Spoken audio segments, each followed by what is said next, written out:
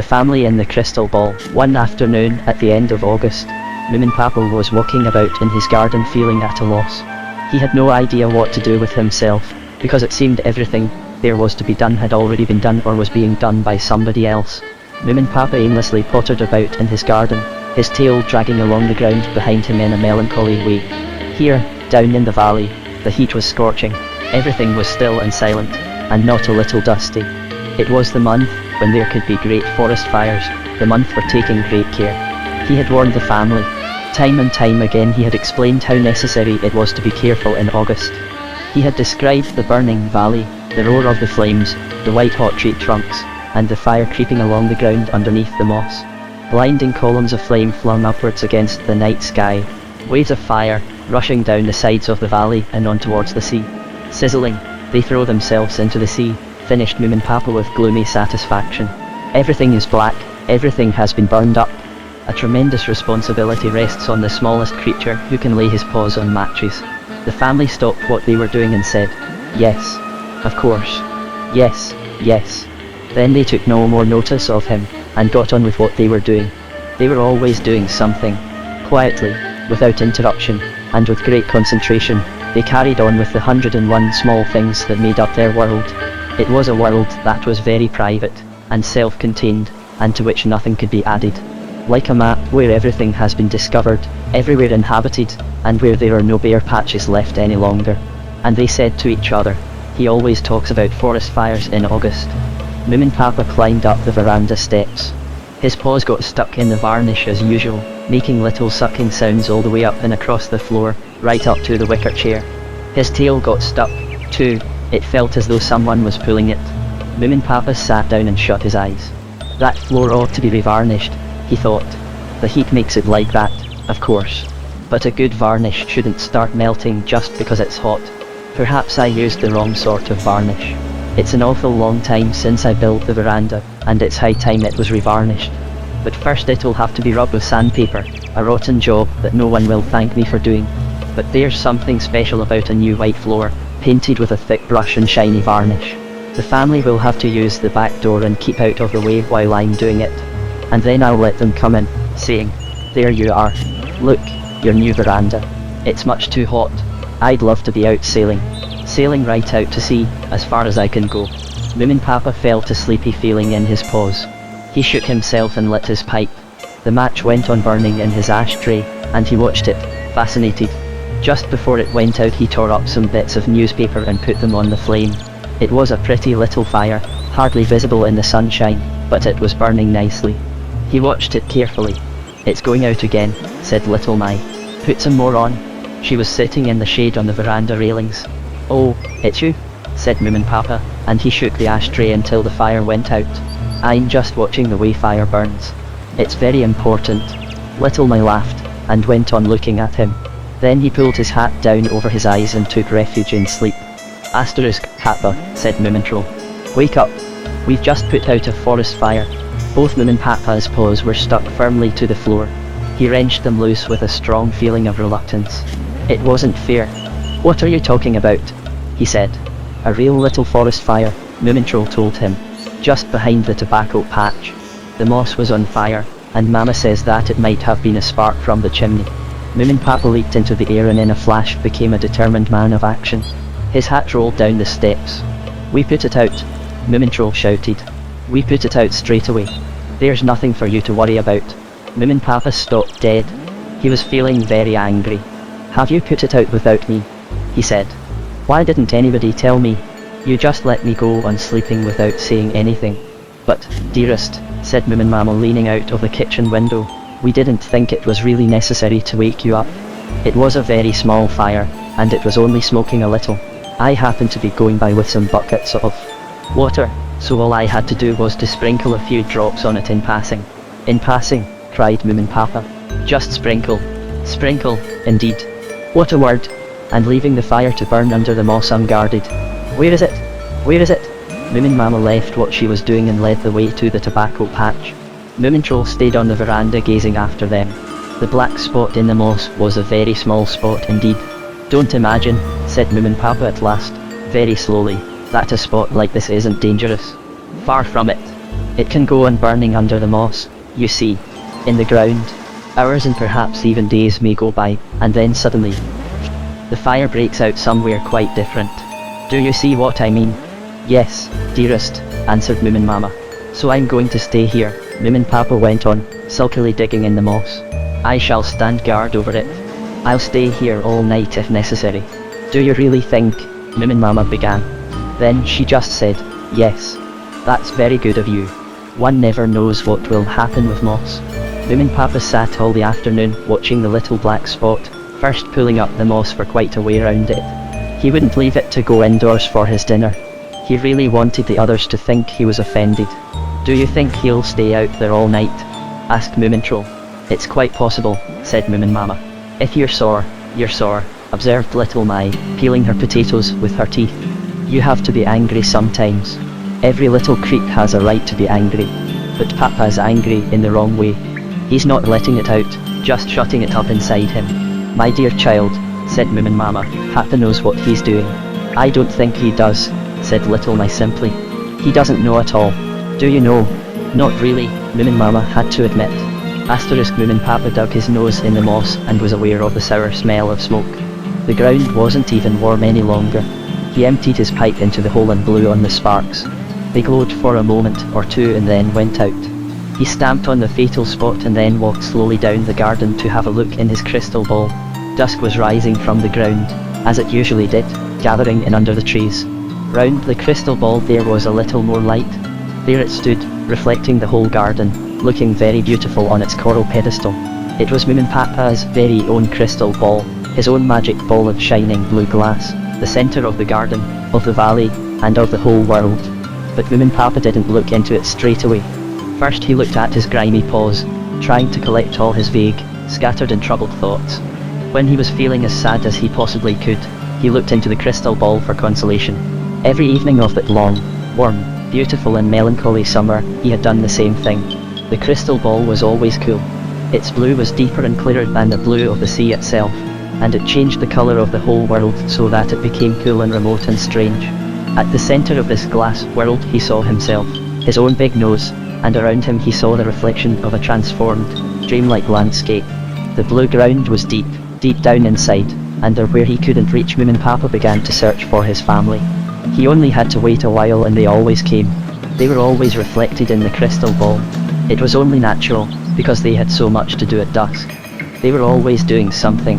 Sooner or later, Moominmama would bustle over from the kitchen side of the house towards the outside cellar to fetch some sausages or some butter, or to the potato patch, or to get some wood. Every time she did it, she looked as though she was walking down a completely strange and exciting path. But you could never be sure.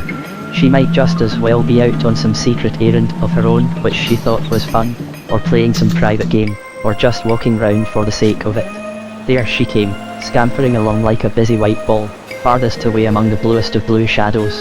And there was Moomintroll, aloof, and keeping himself to himself. And there was Little Mai, slinking up the slope, more like a movement than anything else. You could see so little of her. She was just a glimpse of something determined and independent, something so independent that it had no need to show itself. But their reflections made them all seem incredibly small, and the crystal ball made all their movements seem forlorn and aimless. Moominpapa liked this. It was his evening game. It made him feel that they all needed protection, that they were at the bottom of a deep sea that only he knew about. It was almost dark now. Suddenly something different happened in the crystal ball. A light appeared. Moominmama had lit a lamp on the veranda, something she hadn't done all the summer. It was the oil lamp. All of a sudden the feeling of safety was concentrated on a single point, on the veranda and nowhere else. And on the veranda Moominmama was sitting, waiting for her family to come home so that she could give them all their evening tea. The crystal ball became dim and the blue all turned to black.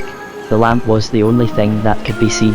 Moominpapa stood there for a while without really knowing what he was thinking about, and then turned and walked towards the house. Well, said Moominpapa, now I think we can sleep in peace. The danger should be over. But just to make sure, I'll go and check once more at dawn. Huh, said Little Mai. Papa, cried Moomintroll, haven't you noticed anything? We've got a lamp. Yes, I thought it was about time we started having a lamp now that the evenings are drawing in. At least I felt so this evening, said Moominmama. Moominpapa said, You've put an end to the summer. No lamps should be lit until summer is really over. Well, it'll have to be autumn then, said Moominpapa in her quiet way. The lamp sizzled as it burned. It made everything seem close and safe, a little family circle they all knew and trusted. Outside this circle lay everything that was strange and frightening, and the darkness seemed to reach higher and higher and further away, right to the end of the world. In some families it's the father who decides when it's time to light the lamp, muttered Moominpapa into his tea. Moomintroll had arranged his sandwiches in a row in front of him in the usual way, the cheese sandwich first, then two with sausage meat, one with cold potato and sardines, and last of all one with marmalade on it. He was completely happy. Little Mai was eating only sardines because she had a feeling that it was somehow an unusual evening. She gazed thoughtfully out into the dark of the garden, and her eyes became blacker the more she thought, and the more she ate. The light from the lamp shone on the grass and on the lilac bush, but where it crept in among the shadows, where the groke sat all on her own, it was much weaker. The groke had been sitting for so long on the same spot that the ground had frozen beneath her. When she stood up and shuffled a little nearer the light, the grass crackled like splintering glass. A whisper of fright rustled through the leaves, and a few curled up and fell with a shudder from a maple tree onto her shoulders. The asters leaned over as far as they could to get out of her way, and the grasshoppers were silent. "Why aren't you eating?" asked Moominmama. "I don't know," said Moomintroll. "Have we any Venetian blinds?" "They're in the attic." "We shan't need them until we hibernate for the winter." Moominmama turned to Moominpapa and said, "Wouldn't you like to do some work on your model lighthouse for a while, now that the lamp is lit?" "Huh," said Moominpapa. "It's too childish. It isn't real." The groke shuffled a little nearer. She stared at the lamp and softly shook her big, clumsy head. A freezing white mist hung round her feet as she started to glide towards the light, an enormous, lonely grey shadow. The windows rattled a little as if there were distant thunder, and the whole garden seemed to be holding its breath. The groke came close to the veranda and stood quite still just outside the circle of light that shone on the darkened ground. Then she took a quick stride up to the window and the lamplight fell right on her face. Inside, the quiet room was suddenly filled with screams and panic-stricken movement. Chairs fell over and someone carried the lamp away. In a few seconds the veranda lay in darkness. Everyone had rushed inside the house, right inside where it was safe, and hidden themselves, and their lamp. The groke stood still for a while, breathing frost on the window pane of the deserted room. As she slid away she merged into the darkness. The grass crackled and snapped under her feet as she passed, and slowly she moved farther and farther away. With a shudder the garden dropped its leaves, and then breathed again. The groke has passed. But it's quite unnecessary to barricade ourselves in and stay awake all night, said Moominmama. She's probably ruined something out there in the garden again, but she isn't dangerous. You know she isn't, even though she may be frightful. Of course she's dangerous, Moominpapa shouted. Even you were frightened. You were terribly frightened actually, but you needn't be as long as I am in the house. But Papa, dear, said Moominmama, we're afraid of the groke because she's just cold all over, and because she doesn't like anybody. But she's never done any harm. Well, I think it's time we all went to bed. All right, said Moominpapa, putting the poker back in its corner. All right. If she's not the slightest bit dangerous, you won't want me to look after you then. That's just fine by me. And with that parting shot, he went onto the veranda, grabbing some cheese and a sausage in passing, and stamped off into the darkness alone. Well, said Little Mai, impressed. Good. He's blowing off steam. He'll go and stand guard over that moss till early in the morning. Moominmama said nothing. She padded up and down, getting ready for the night. As usual, she looked in her handbag, she turned the lamp down, and all the time there was a silence in the room that didn't seem natural. When she came to Moominpapa's model lighthouse, standing on the shelf by the washstand in the corner, she began to dust it absent-mindedly. Mama, said Moomintroll. But Moominmama wasn't listening. She went up to the big map hanging on the wall, the one showing Moominvalley with the coast and its islands. She climbed onto a chair so that she could reach right out to sea, and put her nose right on a spot in the middle of nowhere. There it is, she murmured. That's where we're going to live and lead a wonderful life, full of troubles. What did you say? Asked Moomintroll. That's where we're going to live, repeated Moominmama. That's Papa's island. Papa is going to look after us there. We're going to move there and live there all our lives, and start everything afresh, right from the beginning. I've always thought that Spot was only a bit of fly dirt, said Little Mai. Moominmama climbed down to the floor. It takes a long time sometimes, she said. "It can take a terrible long time before things sort themselves out." Then she went out into the garden. "I'm not saying anything about some mothers and fathers," drawled Little My. "If I do, the first thing you'll say is that they are never silly. They're up to something, those two. I'd eat a bushel of sand if I knew what it was." "You're not supposed to know," said Moomintroll sharply. "They know perfectly well why they're behaving a little oddly. Some people think they're so superior and have to know everything just because they've been adopted." "You're dead right," said Little My. "Of course I'm superior." Moomintroll stared at the spot on the map, far out in the open sea all on its own, and thought, "Papa wants to live there. That's where he wants to go. They're serious about it. This is a serious game." And suddenly he saw the sea round the island begin to rise and fall. The island itself was green with red cliffs. It was the island he had seen in picture books, a desert island, inhabited by pirates. He felt a lump in his throat. "Little My," he whispered, "it's fantastic." "You don't say," said Little My. "Everything's fantastic, more or less. The most fantastic thing about it all would be if we were to make a great hullabaloo about getting us and all our paraphernalia there, only to discover that it really was only a bit of fly dirt." Asterisk, it could scarcely have been more than 5:30 in the morning when Moomintroll was following the Groca's tracks through the garden. The ground had thawed again, but he could still see the places where she had sat. The grass there had turned quite brown. He knew that if she sat on the same spot for more than an hour, nothing would ever grow there again. The ground just died of fright. There were several spots like that in the garden, and the worst one, infuriatingly enough, was in the middle of the tulip bed. A wide path of dry leaves led all the way up to the veranda. That's where she had stood. She had remained outside the circle of light and stared at the lamp. She couldn't help it, she had to come as close as possible, and everything died. It was always the same. Everything she touched just died. Moomintroll imagined he was the Groke. He shuffled along slowly, all hunched up, through a pile of dead leaves. He stood still, waiting while he spread the mist round him. He sighed and stared longingly towards the window. He was the loneliest creature in the whole world.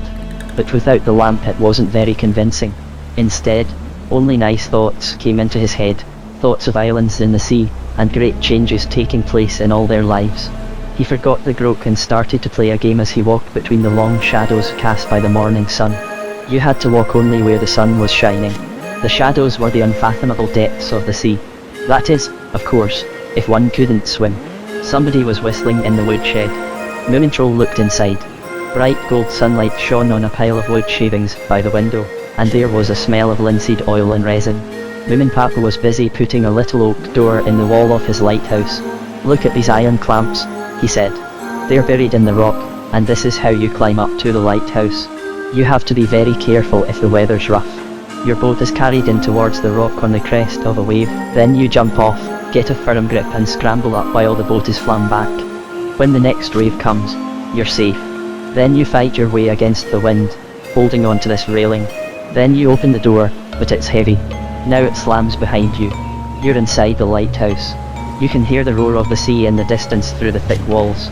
Outside it's roaring all round, and the boat is already a long way off." "Are we inside, too?" asked Moomintroll. "Of course," said Moominpapa. "You're up here in the tower.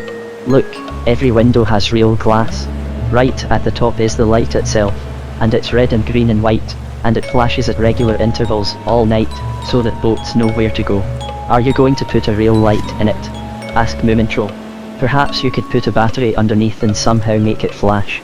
"Of course I could," said Moominpapa, cutting some little steps to put in front of the lighthouse door. "But I haven't time just now. This is only a toy, actually, just a way of trying things out." Moominpapa laughed, a little embarrassed, and began poking about in his tool drawer. "Wonderful," said Moomintroll. So long," said Moominpapa. The shadows were now much shorter. A new day was beginning, just as warm and just as beautiful. Moominmama was sitting on the steps, doing nothing at all, which seemed very strange somehow. "Everybody's up so early this morning," said Moomintroll. He sat beside her, screwing his eyes up in the sun. "Did you know that there's a lighthouse on Papa's island?" he said. "Of course I did," Moominmama answered. "He's been talking about it all summer. That's where we're going to live." There was so much to talk about that nothing was said. It was warm sitting there on the steps. Everything seemed to be so right. Moominpapa began to whistle, Anchors Aweigh, something he did rather well. "I'll make some coffee soon." I just thought I'd sit here and think. It's been quite a night. But the lighthouse was calling to them. They knew that they must go to the island, and go soon. The lighthouse, on the all-important evening of their departure, the wind had moved towards the east. It had got up soon after 12, but they had decided not to leave before sunset. The sea was warm and deep blue, just as blue as it was in the crystal ball. The jetty was piled high with luggage, right up to the bathing house, where the boat was lying tied up. It was bobbing up and down, with its sail hoisted, and a hurricane lamp was burning at the top of the mast. On the beach it was already getting dark. Of course we run the risk of it being calm tonight, said Moominpapa. We could have left immediately after lunch. But on an occasion like this, we must wait for sunset. Setting out in the right way is just as important as the opening lines in a book. They determine everything. He sat in the sand next to Moominmama. Look at the boat, he said. Look at the adventure. A boat by night is a wonderful sight. This is the way to start a new life, with a hurricane lamp shining at the top of the mast, and the coastline disappearing behind one as the whole world lies sleeping. Making a journey by night is more wonderful than anything in the world. Yes, you're right, replied Moominmama. One makes a trip by day, but by night one sets out on a journey. She was rather tired after all the packing, and a little worried in case something important had been forgotten. The pile of luggage looked enormous now that it was all there on the jetty, but she knew how little it would seem when they unpacked. A whole family needs such an awful lot of things in order to live through a single day in the proper way. But now, of course, things were different. Now the proper thing to do was that they should begin an entirely new life, and that Moominpapa should provide everything they needed, look after them and protect them. Life must have been too easy for them up till now. It's strange, Moominmama thought. Strange that people can be sad, and even angry because life is too easy. But that's the way it is, I suppose. The only thing to do is to start life afresh. Don't you think it's dark enough now? She said. Your hurricane lamp looks really lovely against the sky. Perhaps we might start now. Just a moment, I must get my bearings, said Moominpapa. He spread out the map on the sand and stared at the island, all by itself right out in the open sea. He was very serious. He sniffed in the wind for a while and tried to get his sense of direction, something he hadn't had to use for a long time. Our ancestors never needed to worry about finding the right course. It came to them naturally of its own accord. It's a pity that the instinct gets weaker if you don't choose it. After a while, Moominpapa felt that he was sure he had the right course. He knew which way to go, so they could set sail. He put his hat straight and said, "Let's be off. But you're not to lift a thing. We'll do all the heavy work. Just go aboard." Moominmama nodded, and somewhat wearily dragged herself to her feet. The sea had turned violet, and the line of the forest along the shore looked soft and dark. She was very sleepy, and suddenly felt everything was a little unreal. A slow, fantastically lit dream in which one walks through heavy, heavy sand without getting anywhere. The others were on the jetty, putting the luggage on board. The storm lantern swayed to and fro, and the silhouette of the jetty and the bathing house looked like a long spiky dragon against the evening sky. She could hear Little May laughing, and behind her the cries of night birds still awake in the forest. "It's so beautiful," said Moominmama to herself. "Beautiful and just a little strange. Now I've time to think about it, the whole thing is rather wonderful. But I wonder whether Papa will mind if I take a little nap in the boat." The groak slunk through the garden after sunset, but this evening there was no lamp on the veranda. The curtains had been taken down and the water butt had been turned upside down. The key hung on its nail above the door. She was used to deserted houses, and she saw at once that no one would light a lamp here for a long time to come. She shuffled slowly back up the slope towards the cliff. For a moment the crystal ball caught her reflection, but then once more was filled with its usual, unreal deep blue. The forest caught its breath in fear as she approached. Strange little sounds could be heard from under the moss, branches rustled with fright, and the lights of tiny eyes went out everywhere. Without pausing, she went up to the top of the cliff overlooking the southern shore and gazed out over the sea, now growing dark as night fell.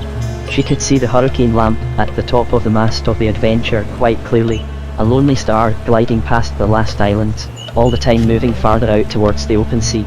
She gazed at it for a long time, for she was never in a hurry. Time for her was endless and passed very slowly. Time for her contained nothing, except the occasional lamps which were lit as autumn approached. Now she glided down the ravine towards the beach. Behind her she left big, shapeless footprints, as though a seal had dragged itself to the edge of the water. The waves drew back as she approached, and then hesitated as if they didn't know what to do next. The water became smooth and still round the dark hem of her skirt and began to freeze. For a long time she stood there, while a cloud of freezing mist gathered round her. Now and then she slowly lifted one of her feet, and the ice crackled and became thicker and thicker. She was building an island of ice for herself in order to reach the hurricane lamp. It was out of sight behind the islands now, but she knew it was there somewhere. If it went out before she got to it, it wouldn't matter. She could wait. They would light another lamp some other evening. They always did sooner or later. Moominpapa was steering the boat.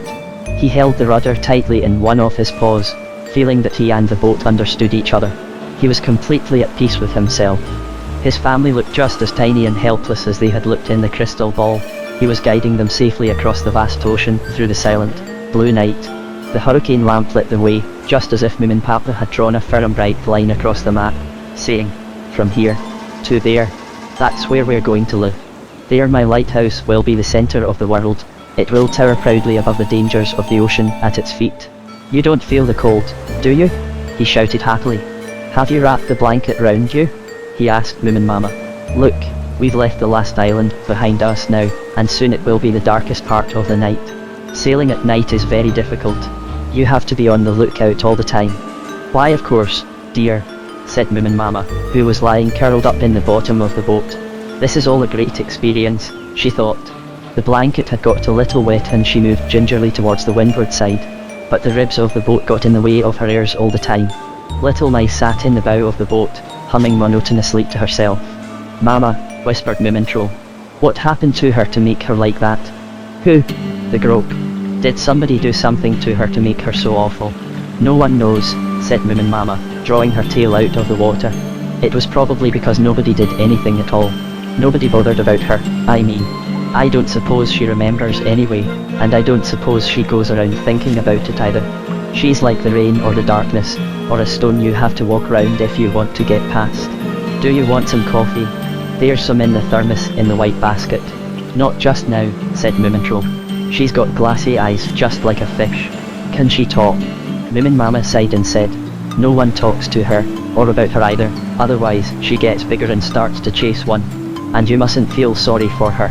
You seem to imagine that she longs for everything that's alight, but all she really wants to do is to sit on it so that it'll go out and never burn again. And now I think I might go to sleep for a while." Pale autumn stars had come out all over the sky. Moomintroll lay on his back looking at the hurricane lamp, but he was thinking about the Groke. If she was someone you mustn't talk to or about, then she would gradually vanish and not even dare to believe in her own existence. He wondered whether a mirror might help. With lots and lots of mirrors one could be any number of people, seen from the front and from the back, and perhaps these people might even talk to each other. Perhaps. Everything was silent. The rudder creaked softly, and they all slept. Moominpapa was alone with his family. He was wide awake, more wide awake than he had ever been before. Far away, the Grope decided towards morning that she would set off. The island under her was black and transparent with a sharp bowsprit of ice pointing south. She gathered up her dark skirts, hanging round her like the leaves of a faded rose. They opened out and rustled, lifting themselves like wings. So the Grope's slow journey over the sea began. She moved her skirts upwards, outwards and downwards, like slow swimming strokes, in the frozen air. The water drew back in scared, choppy waves, and she floated on into the dawn with a cloud of drifting snow behind her. Against the horizon she looked like a large reeling bat. She found it slow going, but somehow she managed. She had time. She had nothing else but time. The family continued all night and all the next day until it was night again. Moominpapa still sat at the rudder waiting to catch sight of his lighthouse. But the night was just deep blue, and no lighthouse could be seen flashing on the horizon. "We're on the right course," said Moominpapa. "I know we're set on the right course. With this wind we ought to get there by midnight, but we should have seen the lighthouse when it began to get dark." "Maybe some rotters put it out," suggested Little Mai. "Do you think anyone would put a lighthouse out?" said Moominpapa. "You can depend on it that the lighthouse is working all right. There are some things one can be absolutely sure of. Sea currents, the seasons, the rising of the sun, for example. And that lighthouses always work, too." "We shall see it soon," said Moominmama. Her head was full of little thoughts that she couldn't really get organized. "I do hope it's working," she thought. "He's so happy. I do hope there really is a lighthouse somewhere out there, and not just a bit of fly dirt after all. We can't possibly go home now, particularly after such a grand start. You can find big pink shells, but the white ones look very nice against black soil. I wonder whether the roses will grow out there. Shush. I can hear something, said Little My from the bow. Be quiet all of you. Something's happening. They all lifted their noses and stared into the night. The sound of oars reached their ears. The unknown boat gradually came nearer, gliding out of the darkness. It was a little grey boat, and the man rowing it was resting on his oars looking at them quite undismayed. He looked very scruffy, but appeared to be quite calm. The light shone on his large blue eyes, which were as transparent as water. He had some fishing rods in the bow of his boat. Do the fish bite at night? Asked Moominpapa. The fisherman turned and looked straight past them. He wasn't going to say anything. Isn't there an island with a big lighthouse somewhere near here? Moominpapa continued. Why isn't it working? We ought to have seen it a long time ago. The fisherman glided past them in his boat. They could hardly hear him when he finally said something. Can't say, really. Go back home. You've come too far. He disappeared behind them. They listened for the sound of his oars, but could hear nothing in the silent night. He was a little odd, wasn't he? Said Moominpapa uncertainly. Very odd, if you ask me, said Little My. Quite nuts. Moominmama sighed and tried to straighten her legs. But so are most of the people we know, more or less, she said. The wind had dropped. Moominpapa sat bolt upright at the rudder with his nose in the air. Now, he said, I have a feeling we're there. We're coming in on the leeward side of the island. But I just don't understand why the lighthouse isn't working. The air was warm and full of the scent of heather. Everything was completely still. And then out of the night loomed an enormous shadow. The island itself was towering over them, looking at them carefully. They could feel its hot breath as the boat struck the sandy beach and came to a standstill. They felt they were being watched, and huddled together, not daring to move. Did you hear that, Mama? Whispered Moomintroll. Swift feet galloped up the beach, splashed a little, and then everything was quiet again. It was only Little My going ashore, said Moominmama. She shook herself, as though to break the silence, and began to poke about among her baskets, trying to get the blocks of earth with her roses over the side of the boat. Now, take it easy, said Moominpapa nervously. I'll look after all this. Everything must be properly organized from the beginning. The boat is always the most important thing. You sit still and take it easy. Moominmama sat down obediently, trying not to get in the way of the sail as it came down, and the boom as it swung backwards and forwards, while Moominpapa scrambled about in the boat organizing things. The hurricane lamp lit up a circle of white sand and black water, and outside it there was nothing but darkness. Moominpapa and Moomintroll dragged the mattress ashore, but not without getting one corner of it wet. The boat heeled over and the blue trunk pressed the rose bushes against the side of the boat. Moominmama sat waiting with her nose in her paws. Everything was as it should be. In time she would probably get used to being looked after, perhaps she would come to like it. Even now she slept for a moment or two. There was Moominpapa standing in the water and saying to her, You can get out now. Everything's ready. He was happy and wide awake, and his hat was pushed right back. Higher up on the beach he had built a tent of the sails and the oars, looking like a big, squatting animal. Moominmama tried to see whether there were any shells on this new beach of theirs, but it was much too dark. They had promised her that there would be shells, big and rare ones such as are to be found far out to sea. Here you are, said Moominpapa. Now all you have to do is to sleep. I shall stand guard outside all night, so there's no need for you to be afraid. Tomorrow night you will be able to sleep in my lighthouse. If only I understood why it isn't working. Is it nice and cozy inside there? It's just fine, said Moominmama, creeping in under the sail. Little My was off somewhere on her own as usual. It didn't matter, really, as she was the one member of the family who seemed to manage all right by herself. Everything seemed to be going well. Moomintroll watched Moominmama turn round once or twice on the damp mattress until she found her favourite spot, give a little sigh and fall asleep. Of all strange things, that was the strangest, the way Moominmama could sleep in this new place without unpacking, without making their beds, and without giving them a sweet before they went to sleep. She had even left her handbag behind her on the sand. It was a little bit frightening in a way, but at the same time cheering. It meant that all this was a real change, and not just an adventure. Moomintroll lifted his nose and peeked out from under the sail. There sat Moominpapa on guard, with the hurricane lamp in front of him. He cast a very large, long shadow. The whole of him looked much larger than usual. Moomintroll rolled himself into a ball again and put his paws under his warm tummy. He gave himself up to his dreams. They were blue and rocking, like the sea had been at night. Gradually the morning came. Moominpapa was quite alone with his island, and with each hour that passed it became more and more his very own. The sky began to grow pale and the rocks rose up in front of him in great undulating masses, and above them he could see the lighthouse. There it was at last, huge and black against the grey of the sky. It was much bigger than he had imagined it would be, for it was just the time when the first light makes one feel helpless and everything seems dangerous if one is alone in a wake all by oneself. Moominpapa turned out the hurricane lamp and made the beach disappear. He didn't want the lighthouse to see him yet. A cold early morning wind blew in from the sea, and he could hear the cries of seagulls from somewhere on the other side of the island. As Moominpapa sat on the beach, the lighthouse seemed to rise higher and higher above him. It was just like his model that he hadn't had time to finish. Now he could see that the roof wasn't as pointed as he had thought and that there was no rail.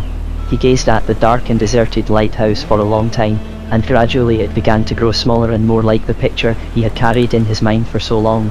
In any case, it's mine, he thought, and lit his pipe. I'll capture the lighthouse. I'll present it to my family and say, this is where you're going to live. When we are safe inside, nothing dangerous can happen to us. Little Mice sat on the lighthouse steps, watching the dawn. Below her, the island lay in the half-light, looking like a big grey cat stretching itself, with its claws spread out. Both its paws were resting in the sea and its tail was a long, narrow point at the other end of the island.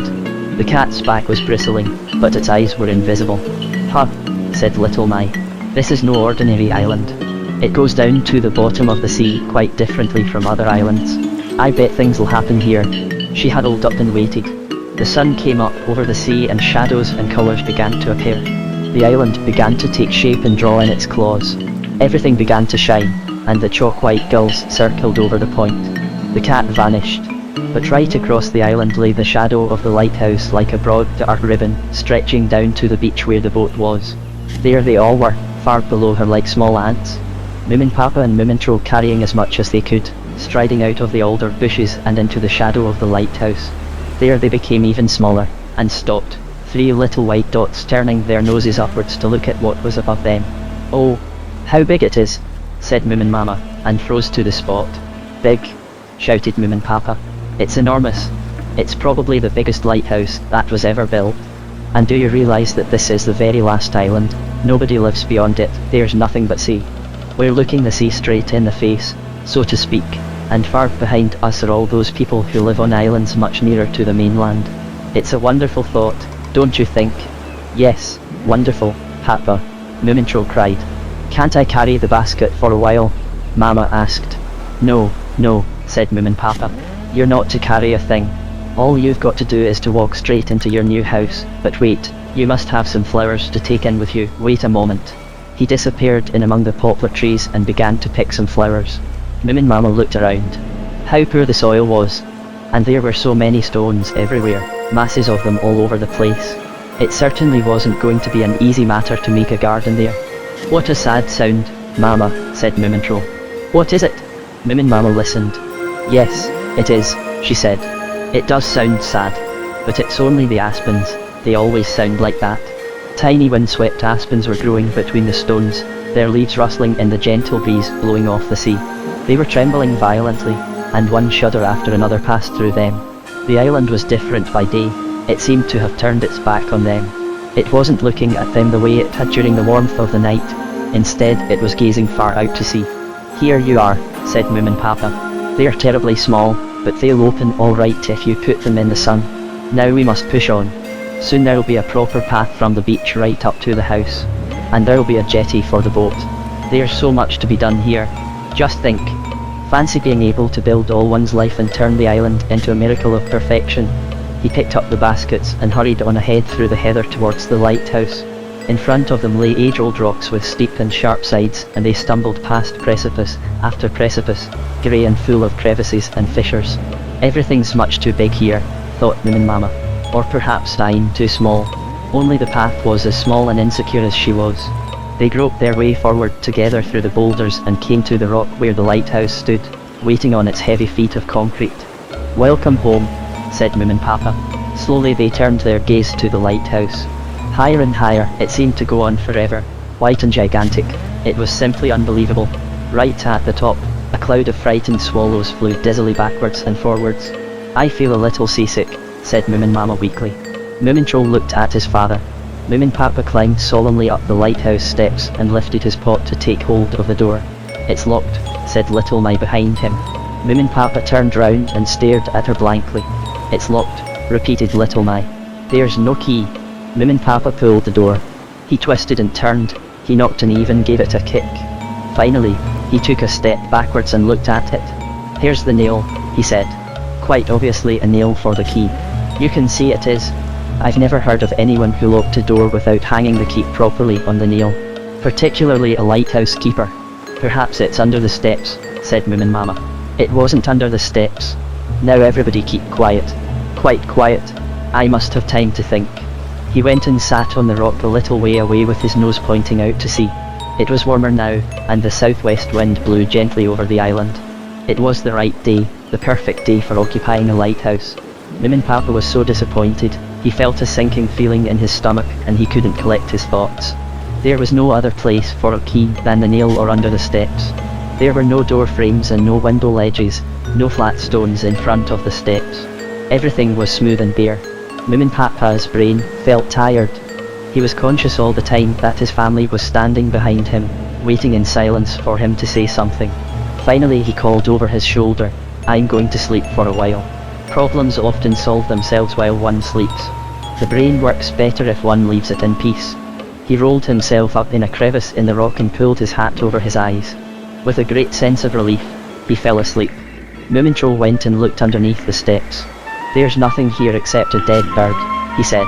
It was a tiny, frail skeleton, quite white. He laid it on the steps, where it was immediately blown down the rock by the wind.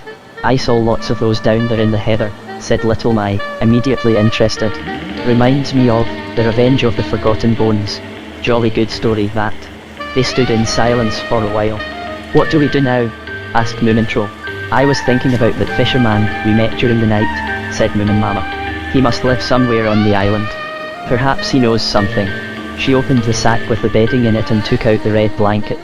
Cover Papa up with this, she said. It isn't good to sleep on the rock like that. And then you can go round the island and look for the fisherman. Bring me a little sea water on your way back. There's a good troll. The copper can is in the boat. And the potatoes, too. It was nice to get moving and have something to do. Moomintroll turned his back on the lighthouse and wandered away across the island. A sea of red heather covered the slope, and below the rock it was warm and peaceful. The ground was hard and hot. It smelt good, but not at all like the garden at home. Now that he was alone, Moomintroll could begin to look at the island and smell it in the right way. He could feel it with his paws, prick up his ears and listen to it. Away from the roar of the sea, the island was quieter than the valley at home, completely silent and terribly, terribly old. It isn't an island that'll be easy to get to know, Moomintroll thought. It wants to be left in peace. The heather disappeared in a mossy swamp in the middle of the island, came out the other side, only to vanish in a low thicket of spruce and dwarf birch. It was odd that there wasn't a single tall tree. Everything seemed to grow so close to the ground, groping its way across the rock. It occurred to Moomintroll that he, too, should make himself as small as he could. He began to run towards the point. Asterisk far out on the western end of the island stood a little house made of stone and cement. It was fixed firmly to the rock with lots of iron clamps.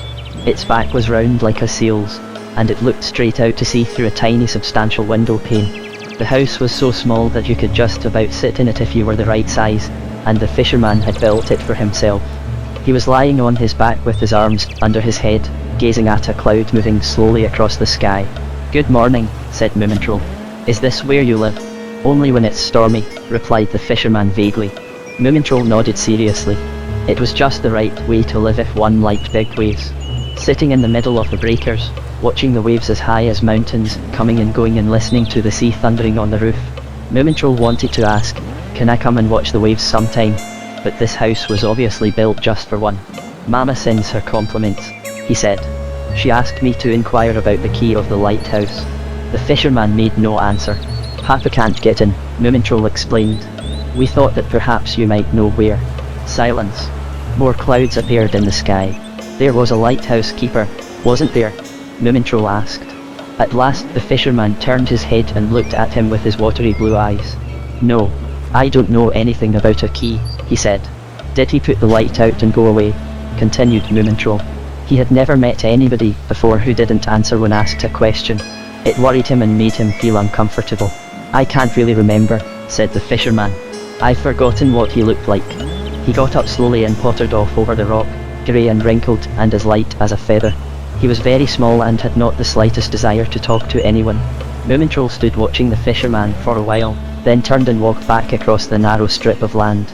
He went in the direction of the beach where the boat was in order to fetch the copper can. They would be eating soon, and Moominmama would make a fire between some stones and lay the meal out on the steps of the lighthouse. Then somehow or other things would be alright. The beach was full of completely white sand. The bay was like a half-moon stretching from one headland to the other, and it formed a trap for all that the wind swept round the island towards the leeward side. Driftwood lay piled up at the high water mark under the alder bushes, but lower down on the beach the sand was empty and as smooth as a polished floor. It was nice to walk on. If you walked along the edge of the water, your paws left little holes that filled up immediately, like springs. Moomintroll started to look for shells for his mother, but the only ones he could see were broken. Perhaps they'd been smashed by the sea. He saw something shining in the sand that wasn't a shell. It was a tiny little silver horseshoe. Quite close by there were hoof marks in the sand, leading straight into the sea. A horse must have jumped into the sea just here and lost one of his shoes, Moomintroll observed to himself seriously. That's what it must be. A very tiny horse indeed. I wonder whether it's made of real silver, or only silver plate. He picked up the horseshoe and decided that he would give it to his mother. A little farther on, the hoof marks came out of the sea and went straight up the beach. It must be a seahorse. I've never seen one of those. I know you can only find them far out to sea where the water is terribly deep. I hope this seahorse has a spare pair of shoes at home, Moomintroll thought. The boat lay on her side with her sail rolled up, looking as though she never wanted to sail again. She had been pulled so high up the beach that she seemed to have nothing to do with the sea anymore. Moomintroll stood still and looked at the adventure. I do feel sorry for her, he thought, but perhaps she's asleep. Anyway, we shall be putting a net out one of these nights. The clouds were coming up over the island, calm blue-grey clouds in parallel lines across the sky, stretching right to the horizon. The beach seemed very lonely. I'm going home, thought Moomintroll. Home for him suddenly meant the steps in front of the lighthouse. The valley where they had lived seemed a long way away. Besides, he had found a silver horseshoe that belonged to a seahorse. Somehow that settled the matter. But he can't have forgotten everything, said Moominpapa, for the second time. He must have known the lighthouse keeper. They lived on the same island. They must have been friends. He doesn't remember a thing, said Moomintroll. Little Mud breathed in through her nose, and then breathed out between her teeth. That old fisherman is an old fool with a head full of seaweed. I knew it as soon as I set eyes on him. If two men like that live on the same island, either they know all there is to know about each other, or else they don't want to have anything to do with each other at all. Probably both. One as a result of the other, I mean. Believe you me, I know. I'm pretty sharp when it comes to things like that. I do hope it doesn't rain, murmured Moominmama. They stood round Moomintroll in a circle. It was quite chilly now that the sun was behind the clouds. Moomintroll felt a little confused and didn't want to tell them about the house built looking at the waves. And it was quite impossible to give Moominmama the horseshoe just then, with them all standing and staring at him like that. He made up his mind to give it to her later when they were alone. I do hope it doesn't rain, Moominmama repeated. She carried the copper can to the fireplace and put the flowers Moominpapa had picked for her in water. If it rains, she said, I ought to scrub one of the pots to collect rainwater in. That is if there are any pots here. But I'm the one who's going to do all that sort of thing, exclaimed Moominpapa plaintively. Just be patient. Everything must be done in the right order. We can't bother about food and rain and small trifles like that before I've found the key. Huh, said Little Mai. That old fisherman has thrown the key into the sea, and the lighthouse keeper along with it. Frightful things have happened here, and there's worse to come. Moominpapa sighed. He went round the lighthouse to the rocks overlooking the sea, where the others couldn't see him.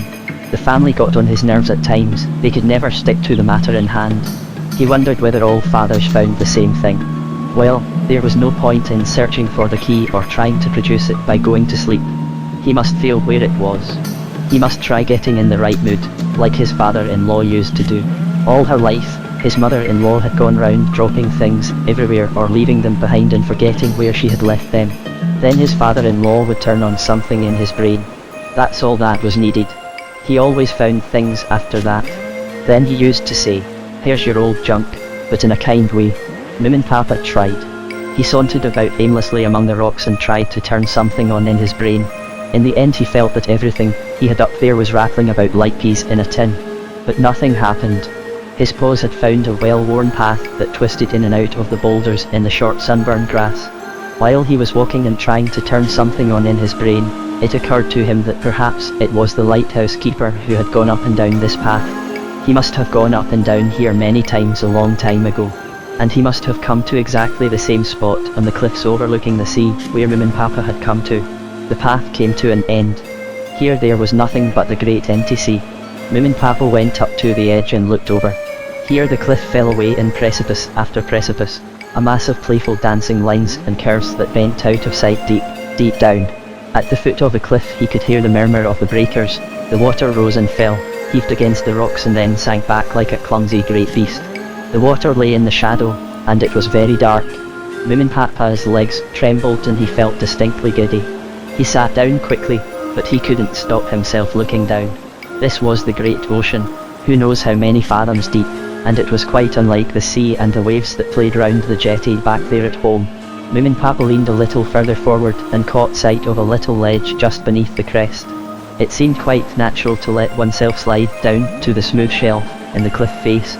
It was hollowed out and as round as a chair. Suddenly Moominpapa was completely alone and cut off. There was nothing but sky and sea around him. This is where the lighthouse keeper must have sat. He must have sat there often. Moominpapa shut his eyes. Everything around him was so huge that he felt giddy, and the peas in his head rattled worse than ever. The lighthouse keeper must have come down here when a high sea was running. He had seen the gulls flying in the wind against a stormy sky, like a cloud of snow in front of his eyes. Drops of water, like little pearls, had reached him, hanging suspended for a moment in the air in front of him before plunging down into the thundering black water down there. Moominpapa opened his eyes and shook himself.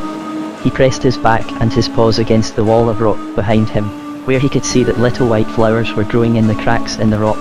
Imagine! Flowers! And in the widest crack there was something shining rust red. A key, a heavy iron key. Something clicked inside Moominpapa's head. Of course, everything was as clear as day.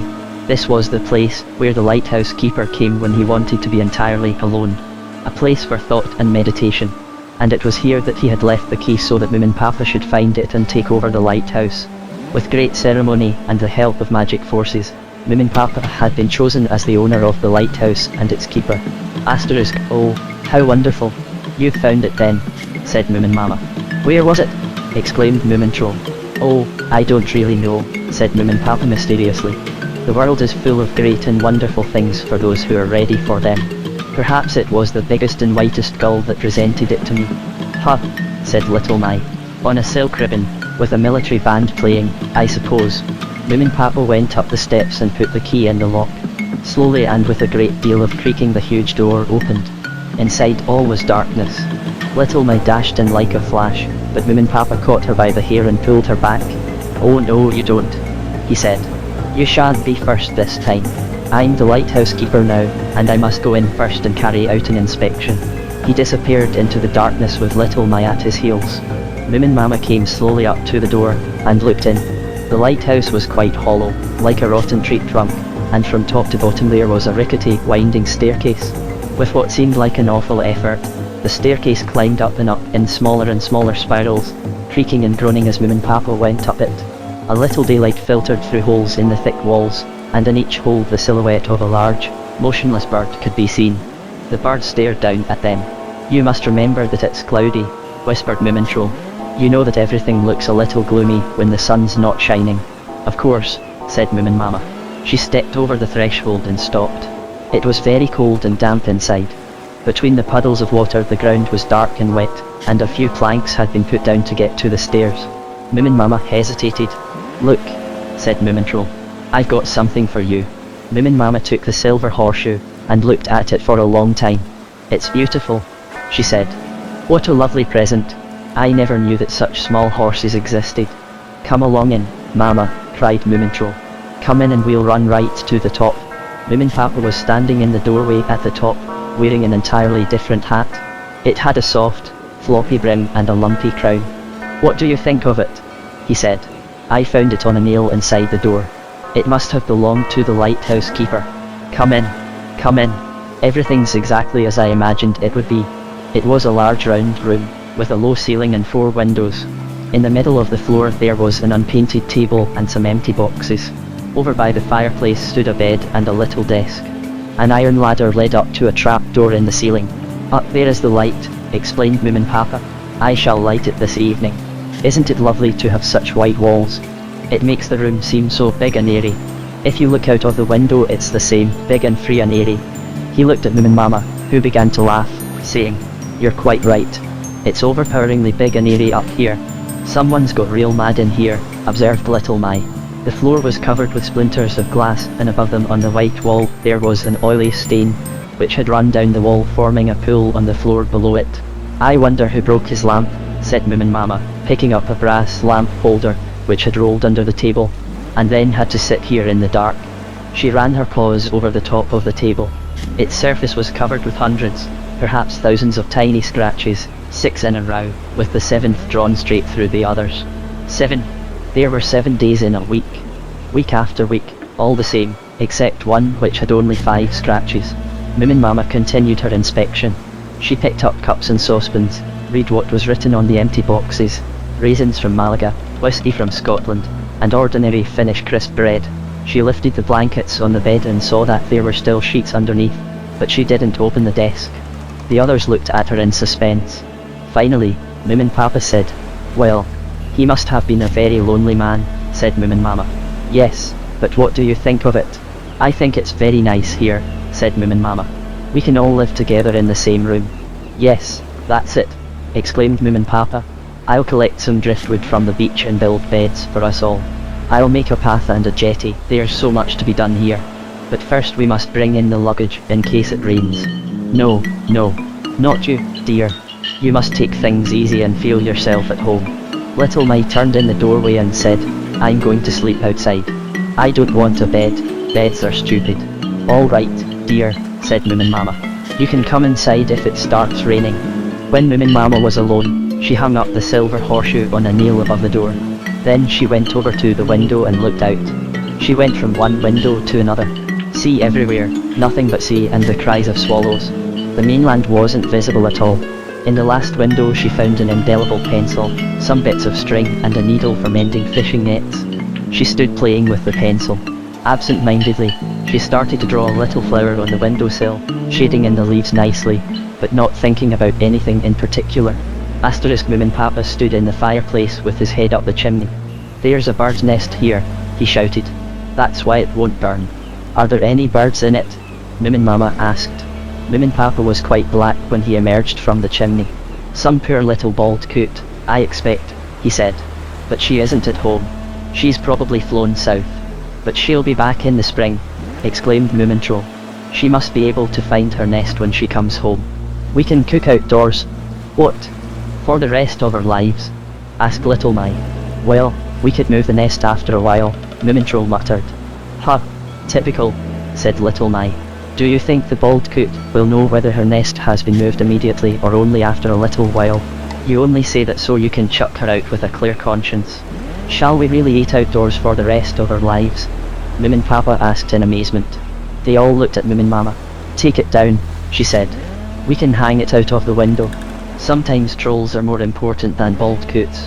Moominmama pushed the dirty dishes under the bed to make the room tidier, and then she went out to look for soil. She stopped by the lighthouse steps to throw a little sea water on the rose bush. It was still waiting in its box with the earth from home. The garden must be made on the leeward side, and it must be as near the lighthouse as possible, where it would get the sun most of the day. But above all, it should have plenty of deep, rich soil. Moominmama looked and looked. She searched along the rock where the lighthouse stood, through the heather down towards the moss. She went into the aspen thicket. She wandered over the warm peaty ground, but there was still no soil anywhere. She had never seen so many stones before. Behind the clump of aspen trees there was nothing but stones, a desert of round grey stones. In the middle of them someone had lifted some up, making a hole. Moominpapa went and looked into the hole, but there was nothing but more stones in it, just as grey and just as round. She wondered what the lighthouse keeper had been looking for. Nothing in particular, perhaps. Maybe he had done it just to amuse himself. He had picked up one stone after another, but they had rolled back and he had got tired of the whole thing and walked away. Moominpapa went on towards the sandy beach. Down there she found soil at last. A dark belt of rich soil lay along the line of the beach under the alders. Tough green plants were growing between the stones, opening in bursts of gold and violet, a sudden jungle of richness. Moominpapa dug her paws in the ground. She could feel that it was full of millions of growing roots that mustn't be disturbed. But it didn't matter, there was soil after all.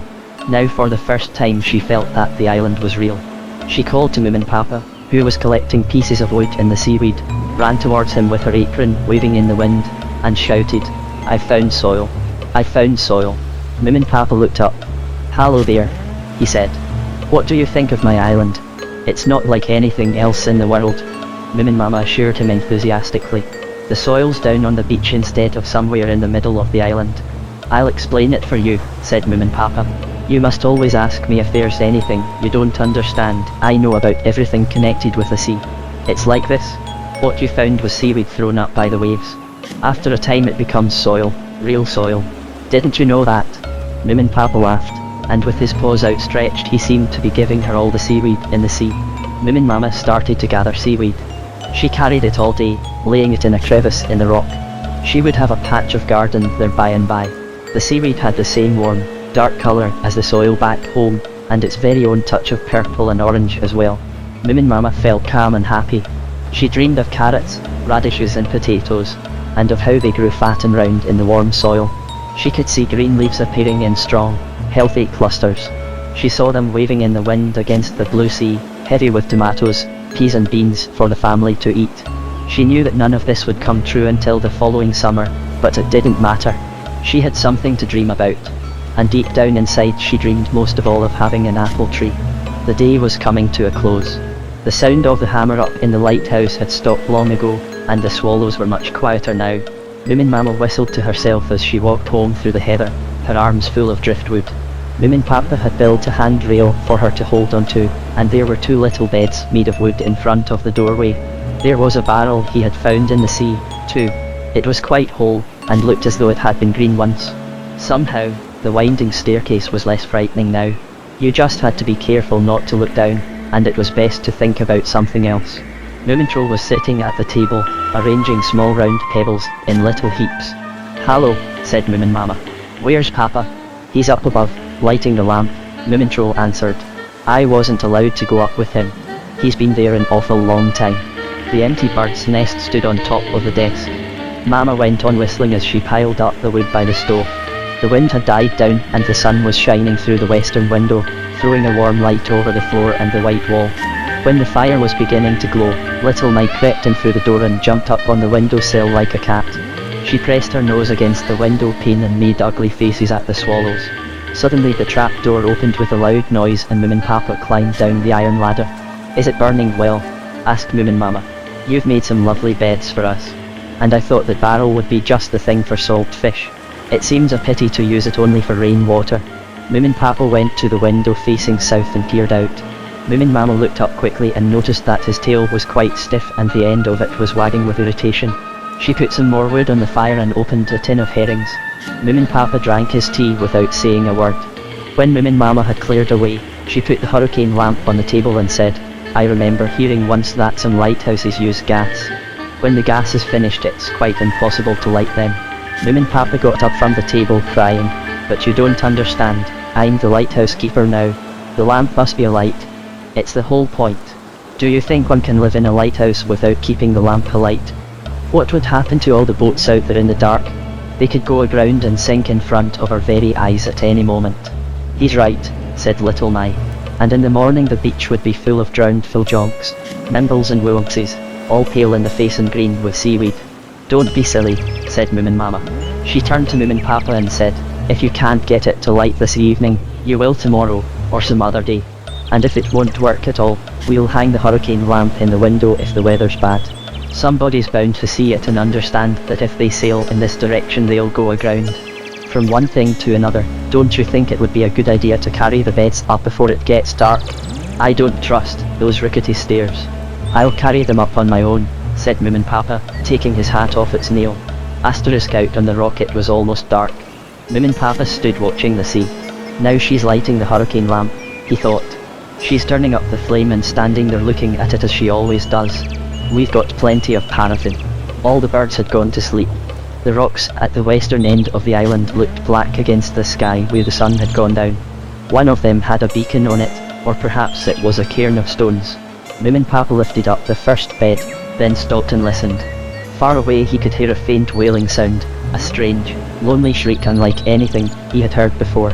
It seemed to come to him across the water, a vast desolate waste. For a moment, Moominpapa thought he felt the rock trembling under him, but then everything was quiet again. It must have been a bird, he thought. They have very strange cries. He lifted the bed onto his shoulders. It was a good firm bed, and there wasn't anything wrong with it. But the lighthouse keeper's bed up in the tower was his, and none of the others would use it. Moominpapa dreamed that he was running up some stairs that never seemed to come to an end. The darkness surrounding him was full of the flapping of birds' wings, birds that escaped silently. The staircase creaked with every step he made, and groaned loudly. He was in a terrible hurry. He had to get to the top to light the lamp, before it was too late. It seemed desperately important that he should get it to work. The stairs got narrower and narrower. Now he was conscious of the sound of iron under his paws. He was up where the lamp was waiting for him in its round house of glass. The dream got slower as Moominpapa groped round the walls looking for matches. Great pieces of curved coloured glass were in his way, reflecting the sea outside. The red glass made the waves as red as fire, and through the green glass the sea suddenly turned emerald green, a sea that seemed cold and remote as though it were miles away on the moon, or perhaps nowhere at all. There was no time to lose, but the more he hurried, the slower things seemed to become. He stumbled over the cylinders of gas which rolled away across the floor, more and more of them, like waves. Then the birds returned and beat their wings against the glass. Everything prevented him from lighting the lamp. Moominpapa shouted loudly with fright. The glass broke and fell round him in 1,000 shining splinters, and the sea rose high above the roof of the lighthouse, and he started to fall, deeper and deeper, and woke up in the middle of the floor with his blanket round his head. "What's the matter?" said Moominmama. The room was still and blue, with its 4 windows outlining the night. "I was dreaming," said Moominpapa. "It was awful." Moominmama got up and put a few dry sticks on the glowing ashes of the fire. It burst into flame, and a warm golden light flickered in the darkness. "I'll make you a sandwich," she said. "It's because you're sleeping in a strange place." Moominpapa sat on the edge of the bed and ate his sandwich, and his frightening dream began to disappear. "I don't think it's the room," he said. "It's this bed that makes one have such nightmares. I'll make myself a new one." "I think you're right," said Moominmama. "Have you missed anything?" "One can't hear the trees in the forest anymore." Moominpapa listened. He could hear the sound of the sea murmuring round the island, and remembered how the trees used to whisper round their old home at night. "Actually it's rather pleasant," said Moominmama, drawing the blanket up round her ears. "It's different. You won't have any more terrible dreams, will you?" "I don't expect so. A sandwich does taste good in the middle of the night." The west wind, Moomintroll and Little My lay on their stomachs, in the sun looking into the thicket. It was low and tangled, tiny angry looking spruce trees and even smaller birches, battling with the wind all their lives. They grew very close together for protection. The tops of the trees had stopped growing, but the branches held on tight to the ground wherever they could reach it. "Who would have thought they could be so ferocious?" said Little My, full of admiration. Moomintroll peeked under the thick mass of struggling trees, bent and twisted like snakes. On the ground he could see a whole carpet of creeping brown spruce twigs and needles, and above them cave-like holes of gaping darkness. "Look," he said. "There's a spruce holding a little birch tree in its arms to protect it." "Do you think so?" said Little My sinisterly. "I think she's strangling it. This is just the sort of forest where people get strangled. I shouldn't be surprised if there's somebody in there being strangled right now. Like this." She threw her arms round Moomintroll's neck and began to squeeze him. "Give over," screamed Moomintroll and shook himself loose. "Do you really think there's someone in there?"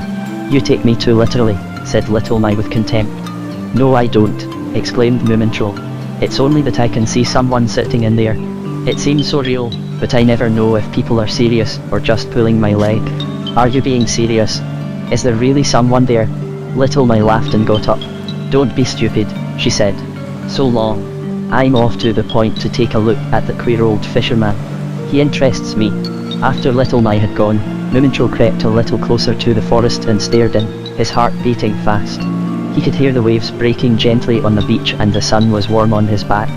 Of course there's nobody there, thought Moomintroll angrily. She just made it up. I know she's always making things up and getting me to believe them.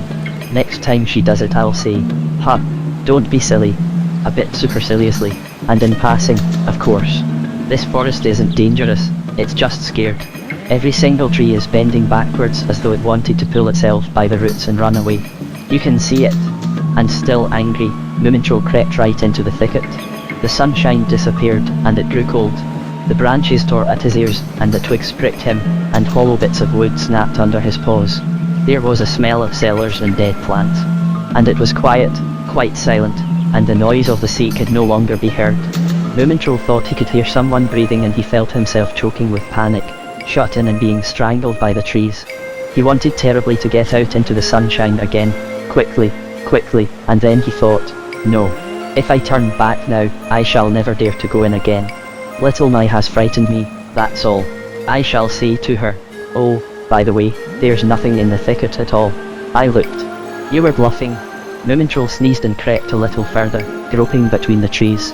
Now and again there was a crack and a tree trunk fell to the ground, and a soft, velvet brown mass of decaying wood. The ground was like elastic and as smooth as silk, and was covered with millions of dead needles. As he crept farther and farther in, the unpleasant shut-in feeling vanished. He just felt protected and hidden by the chilly darkness. He was a tiny little animal who was hiding and wanted to be left in peace. Suddenly he could hear the sea again and feel the warmth and dazzling brightness of the sun. He had come upon a glade in the middle of the thicket. It was a very small glade, about as big as two beds placed side by side. Inside it was warm and there were bees buzzing round the flowers. On all sides the forest stood guard.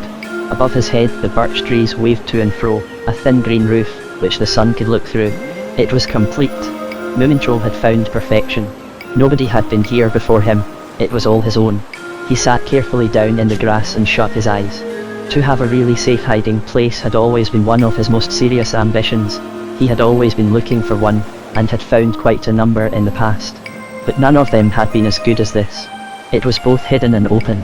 Only the birds could see him, the ground was warm and he was protected on all sides. He sighed. Something bit Moomintroll's tail. It stung like mad. He jumped up and he knew at once what it was. Ants. Tiny, vindictive red ants. There were swarms of them in the grass. They were running in all directions. Another one bit him in the tail.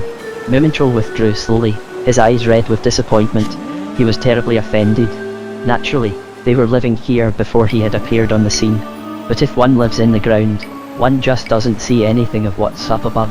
An ant has no idea of what birds or clouds look like, or for that matter doesn't know anything about the things which are important to a Moomintroll, for instance. There were many kinds of justice.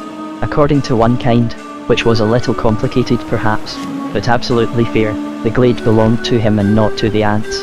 But how can I get them to understand? He thought. They could just as easily live somewhere else. Just a little way off, only a few yards. Was there no way of explaining to them?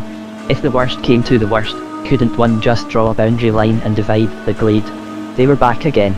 They had located him and started to attack. Moomintroll fled. He was fleeing from paradise in disgrace, but he was fully determined to return. The place had been waiting for him all his life, perhaps for several hundred years. It was as because he liked it more than anybody else did. If a million ants all loved it at the same time, they couldn't feel as strongly as he did. Or so he believed. Papa, said Moomintroll. But Moominpapa wasn't listening, because just at that moment he had got the right grip on a big round boulder, and with a great thud it rolled down the slope. It made two very clear sparks and left a faint but enchanting smell of gunpowder behind. Now it was lying at the bottom, just where it should lie. It was wonderful to roll stones, first pushing with all one's might, then feeling them beginning to move, just a little at first, then a little more, and then giving way and rolling into the sea with a colossal splash, leaving one standing there trembling with effort and pride. Papa, shouted Moomintroll. Moominpapa turned round and waved to his son. "It's lying just where it should lie," he exclaimed. "This is going to be a jetty, a kind of breakwater." He waded into the sea and with a great deal of puffing and blowing, began to roll another, even larger boulder along the bottom, with his nose right under the water. It was much easier to lift and roll stones under the water.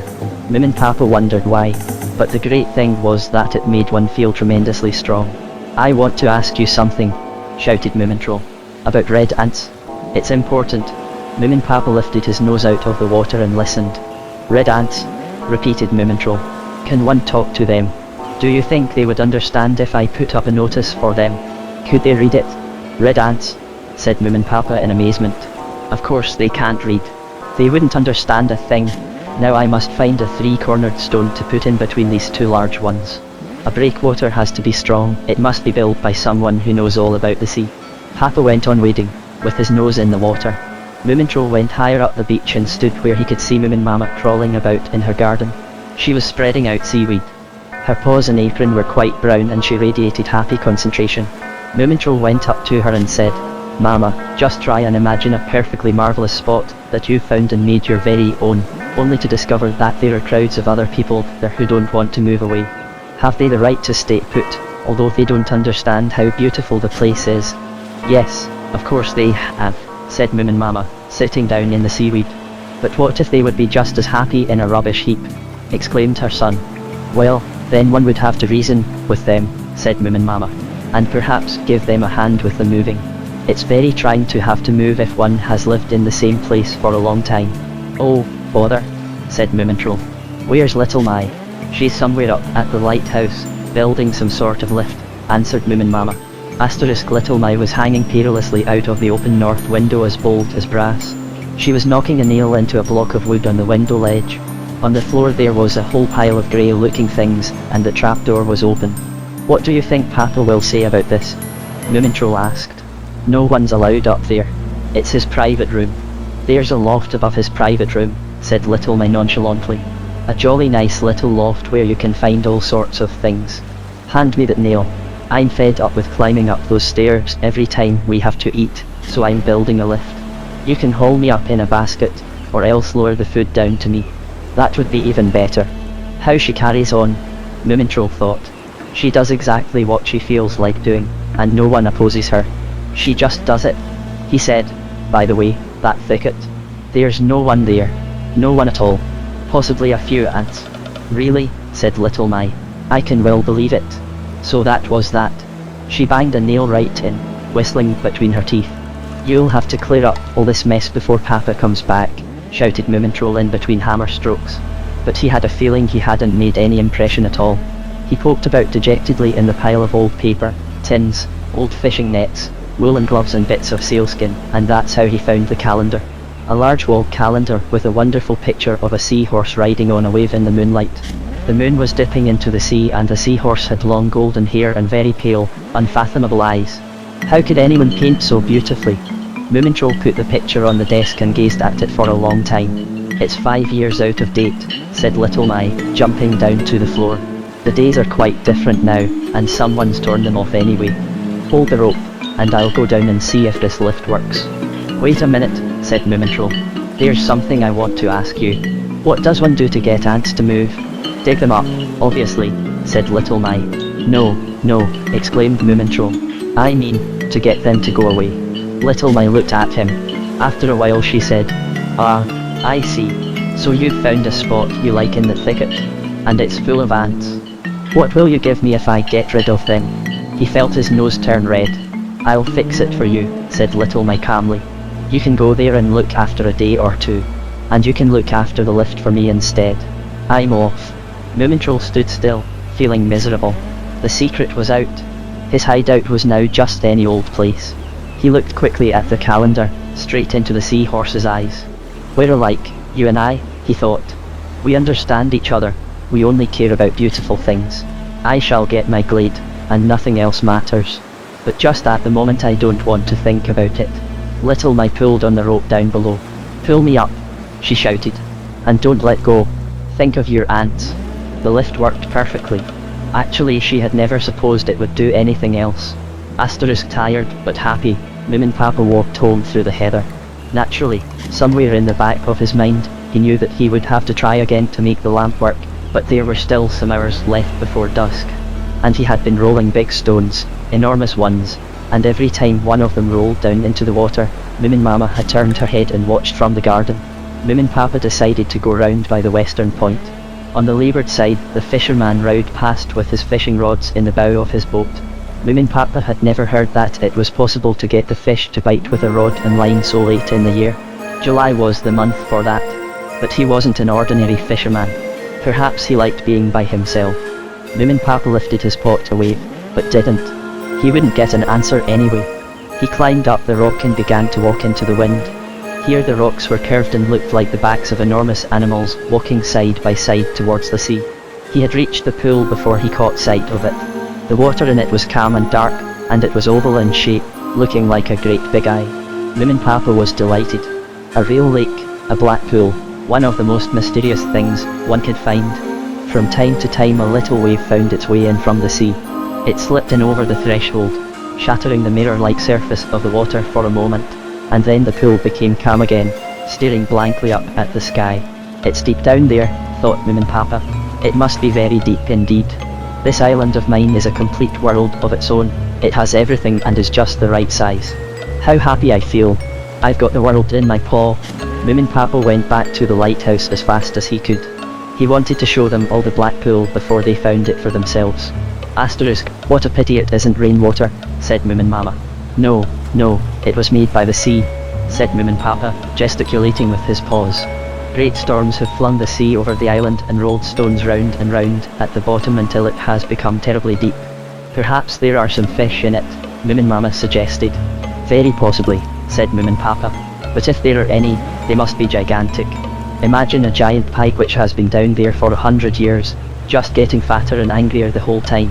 That really would be something, said Little Mai, impressed. Perhaps I'll throw in a line and find out.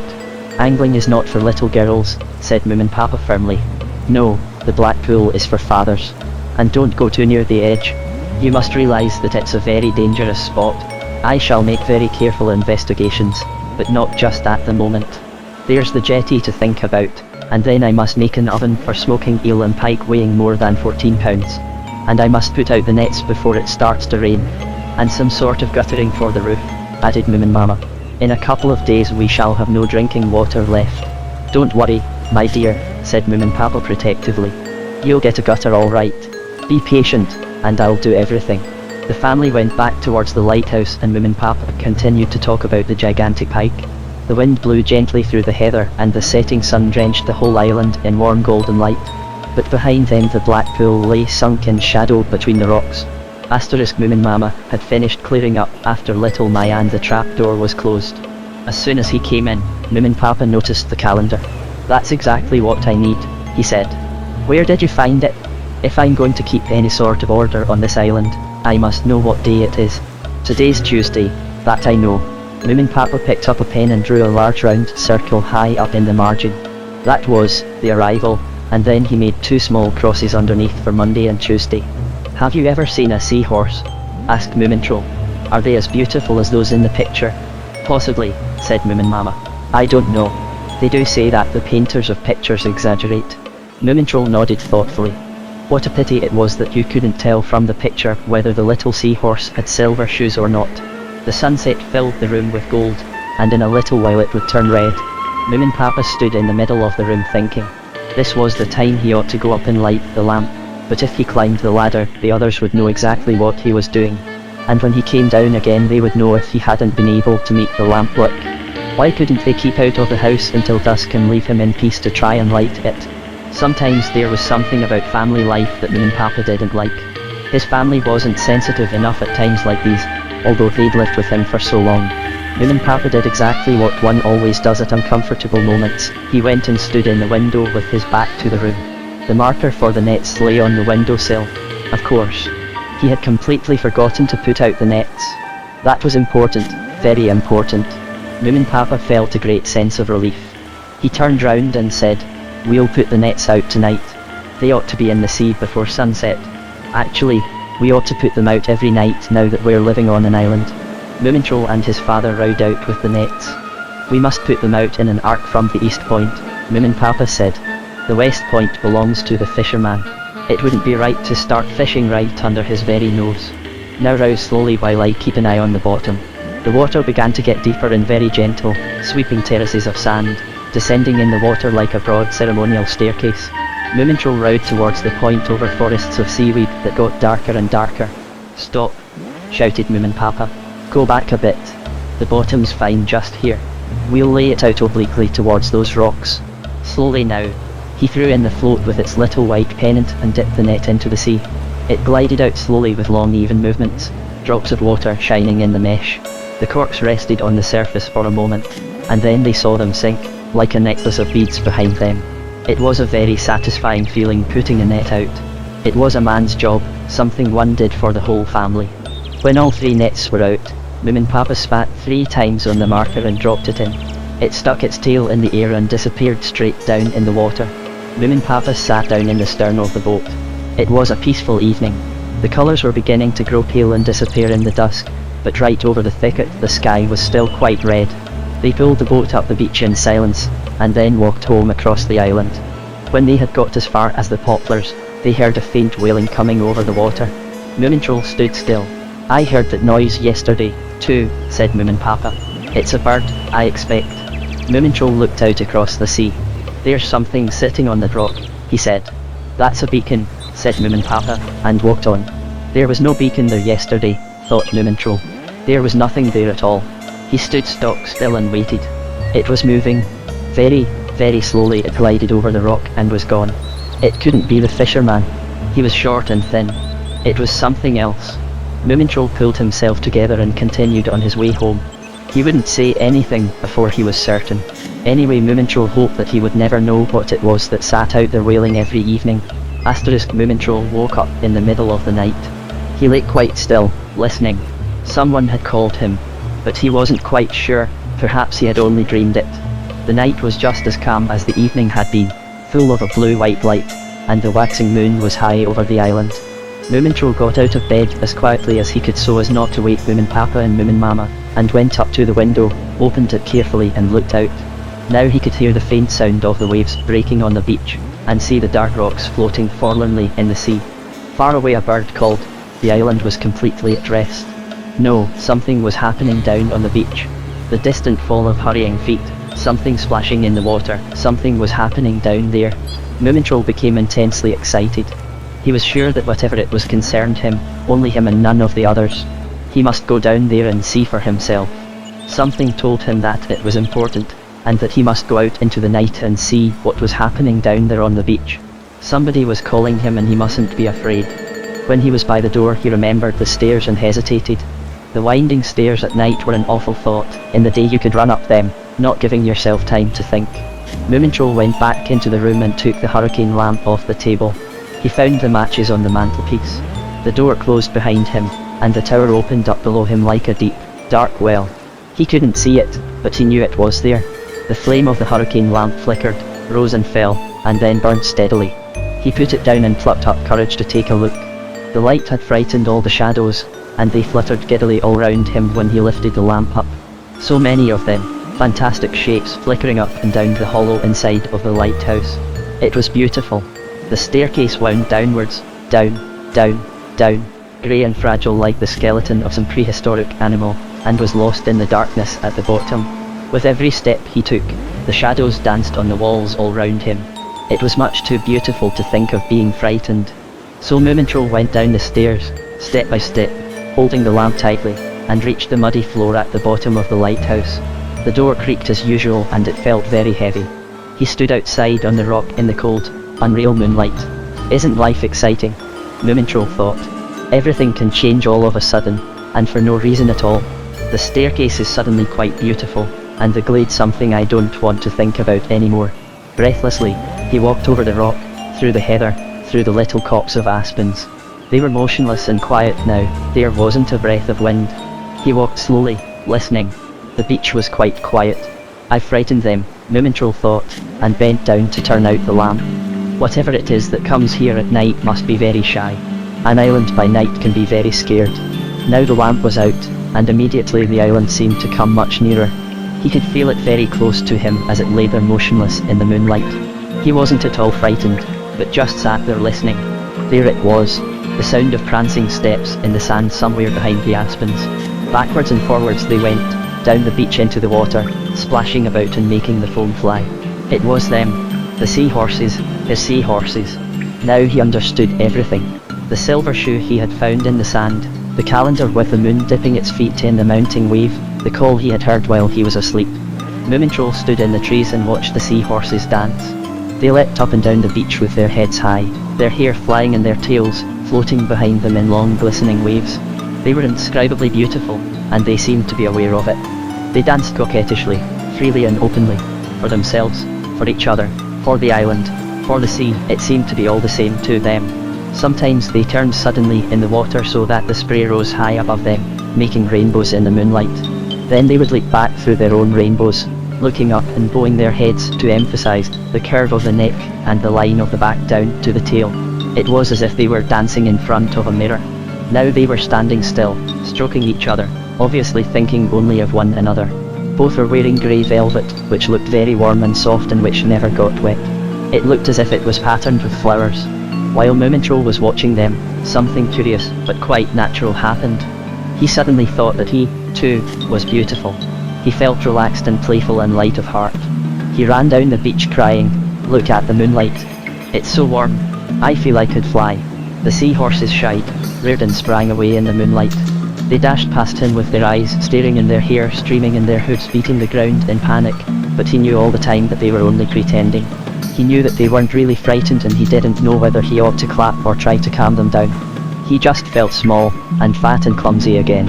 As they flew past him into the sea, he shouted, "You're so beautiful, so beautiful. Don't leave me." A cloud of spray rose in the air, the last rainbow disappeared and the beach was deserted. Moomintroll sat down in the sand to wait. He felt sure they would come back. They were certain to come back if he was only patient enough. The night passed and the moon went down. Perhaps they would like to see a light on the beach, a light to tempt them back here to play, thought Moomintroll. He lit the hurricane lamp and put it in front of him on the sand, staring intently at the dark water. After a while he got up and began to swing the lamp backwards and forwards. It was a signal. He tried to think of only ordinary soothing things and went on swinging the lamp. He was very, very patient. It began to get cold on the beach, perhaps because it was getting on for morning. The cold floated in from the sea and Moomintroll's paws began to freeze. He shivered and looked up. There was the Groke sitting on the water in front of him. Her eyes were following the movements of the hurricane lamp, but otherwise she didn't move. But he knew she would come nearer. He didn't want to have anything to do with her. He wanted to go away from the coldness and motionlessness of her, far away from the terrifying loneliness of her. But he couldn't move. He just couldn't. He stood there swinging the hurricane lamp slower and slower. Neither of them moved and time began to drag. In the end Moomintroll started to walk backwards very slowly. The Groke stayed where she was on her little island of ice. Moomintroll went on walking backwards without taking his eyes off her, up the beach, into the aspens. He turned the lamp out. It was very dark and the moon had gone down behind the island. Was that a shadow moving across the water? He couldn't be sure. Moomintroll went back to the lighthouse, his head full of things to think about. The sea was quite calm now, but in among the aspens the leaves whispered with fright. He could smell paraffin strongly, coming from the thicket. But it didn't seem to belong to the island somehow, or to the night. "I'll think about that tomorrow," said Moomintroll to himself. "I've more important things on my mind now." The northeaster, just before sunrise, the wind got up. It was a vile, stubborn wind, blowing from the east. The family woke at about 8 o'clock, and by then the wind was blowing in showers from the east and gusts of rain were sweeping round the lighthouse. "Now we shall get some water," said Moominmamma. "Thank goodness I found that barrel and cleaned it." She put some wood on the fire and lit it. Moomintroll was still in bed. He didn't want to talk to anyone. A wet patch had appeared on the ceiling, and a drop of water was getting larger in the middle of it. Then it fell onto the table and another one started to form immediately. Little Mai crept in through the door. "This is no weather for the lift," she said, squeezing the water out of her hair. "The wind's blowing it straight off the lighthouse wall." They could hear the wind howling round the tower and the door shut with a bang. "Is coffee ready?" asked Little Mai. "Weather like this makes me feel ravenous." The sea swept right into the black pool, and the old man's point has become an island. He's blown inside out and is lying under his boat counting raindrops. "The nets," said Moominpapa, jumping out of bed. "We've got the nets out." He went to the window but couldn't see a trace of the float. The east wind was blowing in right over the point. It would be a ghastly job pulling them up with the wind blowing from the side. And the rain, too. "They can stay where they are," decided Moominpapa. "There'll just be more fish in them, that's all. After I've had my breakfast, I'll take a turn up above and see if I can get the hang of this gale. It will have blown itself out by this evening, you'll see." The gale looked just the same from up above. Moominpapa stood looking at the lamp, unscrewed a nut and then screwed it up again, and opened and closed the lamp door. It was useless. He still didn't know how it worked. How utterly thoughtless not to leave proper instructions in a lighthouse like this. Unforgivable, really. Moominpapa sat on one of the gas cylinders and leaned against the wall. Above him the rain was beating on the window panes, lashing and whipping them as each gust blew past. The green pane was broken. On the floor beneath it a little lake had formed. Moominpapa looked at it absently, and imagined it was a delta with long, winding rivers, and let his eyes wander across the wall. Someone had written something that looked like poetry with a pencil. Moominpapa leaned closer and read it. "Out there on the empty sea, where only the moon appears, no sail has been seen to pass in 4 long and dreary years." The lighthouse keeper must have written that, Moominpapa thought. He thought of it one day when he felt miserable. Imagine lighting the lamp for ships that never go past. Higher up the wall he had been feeling more cheerful, and had written, "A wind from the east, and old hags' jeers, will both, as a rule, end up in tears." Moominpapa started to creep round the walls looking for things the lighthouse keeper had written. There were many notes about the strength of the wind. Apparently the worst storm had been one with a south-westerly wind, force 10. In another place the lighthouse keeper had written some more verses, but they had been crossed out with heavy black lines. All he could pick out was something about birds. "I must find out more about him," thought Moominpapa. "As soon as it clears up I must go and find the fisherman. They must have known one another. They lived on the same island. Now I'm going to shut this trapdoor. I shan't come up here anymore. It's too depressing." He climbed down the ladder, and said, "It's moving a little towards the northeast. Perhaps it will die down. By the way, we ought to ask that fisherman to coffee some day." "I bet he doesn't drink coffee," said Little My. "I'm sure he only eats seaweed and raw fish. Perhaps he sucks up plankton through his front teeth." "What did you say?" exclaimed Moominmama. "What curious taste he has." "He looks as if he didn't eat anything else," added Little My. "It wouldn't surprise me in the least. But he knows his own mind, and never asks questions," she said appreciatively. "Doesn't he tell you anything either?" asked Moominpapa. "Not a thing," said Little My. So saying, she climbed up the chimney piece and curled up against the warm wall to sleep off the rain. "Anyway, he's our neighbour after all," said Moominmama vaguely.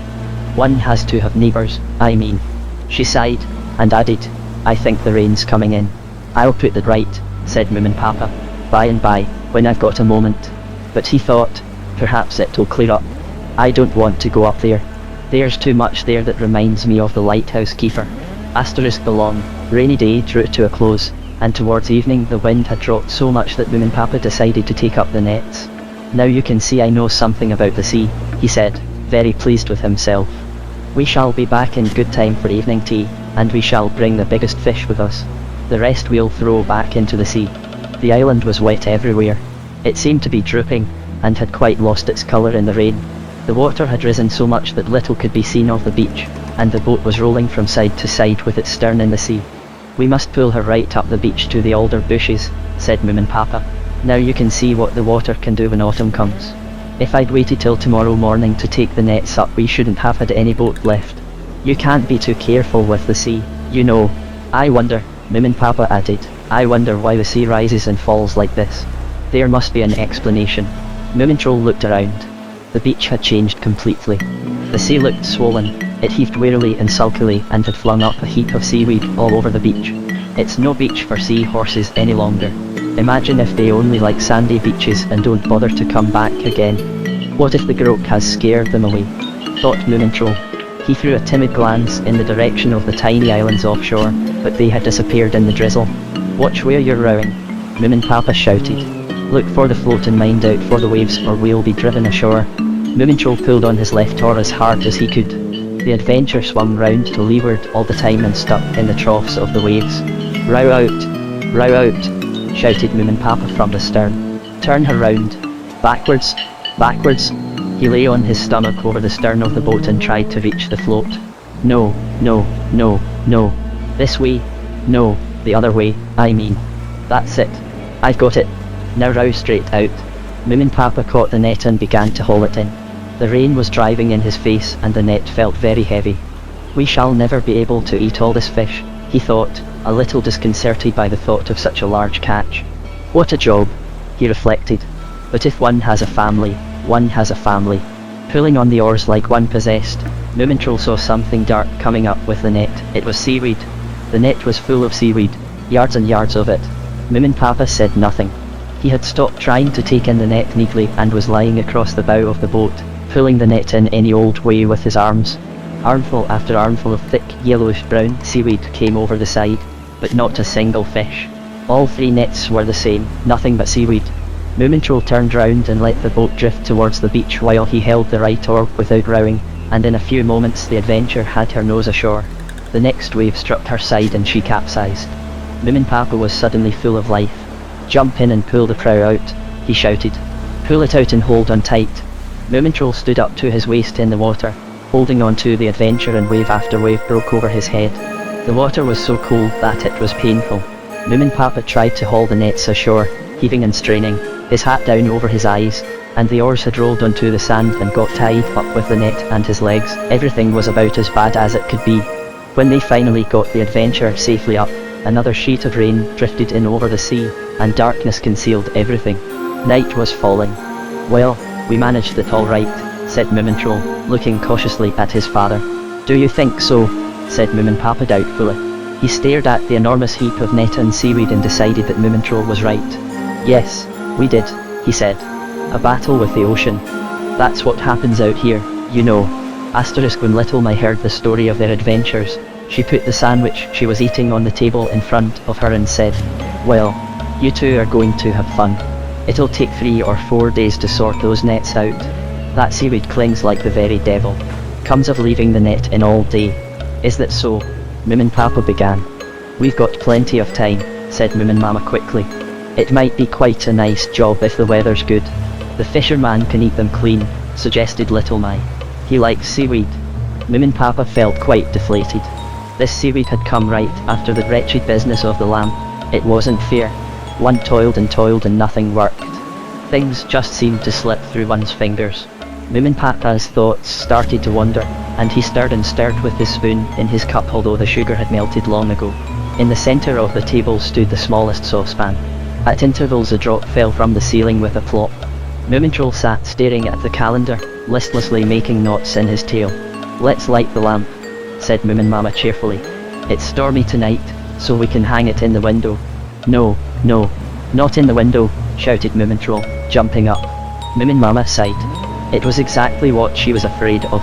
The rainy weather was making them behave just as strangely as if they were kept in by the rain on a trip. And there would be lots of rainy days here. There back home there had always been plenty to do indoors, but here. Moominmama got up and went over to the desk and opened the top drawer.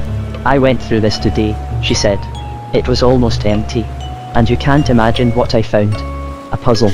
There are at least 1,000 small pieces here, and no one can tell what it's supposed to be until you put it together. What fun it will be, don't you think?" She poured the bits onto the table among the teacups in an enormous heap. The family stared at it with disapproval. Moomintroll turned one of the pieces over. It was quite black as the groak, or the shadows in the thicket, or the pupils of the seahorse's eyes, or a million other things. It might be just anything. You wouldn't know where it fitted in until the whole puzzle was almost finished. That night the groak was singing out on the sea. No one had come down to the beach with a lamp. She had waited and no one had come. She started softly, but gradually her song of loneliness had got louder and louder. It was no longer just sad, it was defiant too. "There's no other groak, I'm the only one. I'm the coldest thing that ever was. I am never, never warm." "It seals," murmured Moominpapa into his pillow. Moomintroll pulled the blanket over his head. He knew that the groak was sitting waiting for the lantern, but he wasn't going to let it give him a bad conscience. She could howl as much as she wanted. He didn't care. He didn't care a scrap. And besides, Moominmama had said that they were using too much paraffin. So that was that. Asterisk the days passed, and the water rose as the stubborn east wind continued. The waves swept round the island in a continuous, hypnotic roar. The fisherman's little house was completely cut off, but, according to Little Mai, he was jolly glad to be left in peace. It had stopped raining, and the family had gone down to the beach to look around. "What masses of seaweed!" exclaimed Moominmama, delighted to see it. "Now I can make a much larger garden." She went over the rock and stopped suddenly. The garden had disappeared, completely and utterly vanished. The sea had washed it away. Well, it was too near the sea, of course, Moominmama thought. She was quite crestfallen. "I must carry the seaweed much higher up and start a new one." She gazed over the flooded beach where the waves were breaking in a hissing white semicircle. They came right up to the boat, lying pressed against the alder bushes, striking her in the stern so that she leapt up in indignation. Moominpapa was standing right out in the water, looking for his breakwater. He went this way and that, and waded in up to his waist. He turned round and shouted something. "What's he saying?" Moominmama asked. "It's gone," said Moomintroll. "All the stones have rolled away." This was serious. Moominmama hurried over the wet sand and out into the water to show that she was sympathetic. It was better than saying anything at a moment like this. Moominmama and Moominpapa stood side by side in the water getting cold. She thought, "This sea of his is unkind." "Come, let's go ashore," said Moominpapa absent-mindedly. "Perhaps those stones weren't as big as I thought they were." They left the whole lot behind, and went past the boat into the aspens, where Moominpapa stopped and said, "It's no good trying to make a path here. I've tried. These wretched stones are much too big.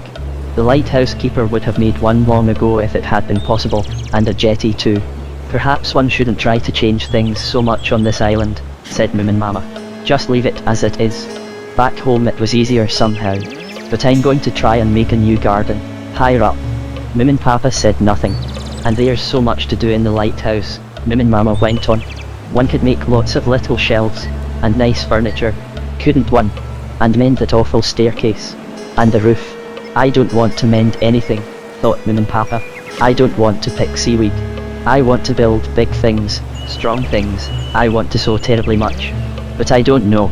It's so very difficult being a father." They went towards the lighthouse, and Moomintroll saw them disappearing up the slope with their tails drooping. Above the lighthouse rock he could see a broken rainbow with all its transparent colours. While he was looking at it, Moomintroll noticed that the colours were getting fainter, and he knew at once that it was very important for him to get to his glade before it disappeared altogether. He rushed to the thicket, threw himself on his tummy and crawled in. The glade was his very own, and it was just as beautiful in cloudy weather. He could see a spudder's web between the branches, all silver with drops of water. Although the wind was blowing outside, it was quite calm in here. And no ants. Not a single one. But perhaps they were just hiding from the rain. Moomintroll started to dig up the turf impatiently with both paws. There it was again, the smell of paraffin. And there they were, masses of them, but all dead every one. They were all shriveled up. Horror of horrors. A terrible massacre had taken place, and not a single ant had survived. They were drenched in paraffin. Moomintroll got up, and all of a sudden it hit him. "It's all my fault. I should have known. Little Mai isn't the sort of person who talks to people and tries to persuade them. She acts on the spur of the moment, or nothing at all. What shall I do? What shall I do?" Moomintroll sat in his very own glade, his forever and ever, swaying backwards and forwards with the smell of paraffin creeping all over him. It stuck to him all the way home, and he was sure he would never get rid of it. Asterisk, "But ants are like mosquitoes," said Little Mai. "It's a good thing to get rid of them. Anyway, you knew exactly what I was going to do to them. All you hoped was that I shouldn't tell you about it.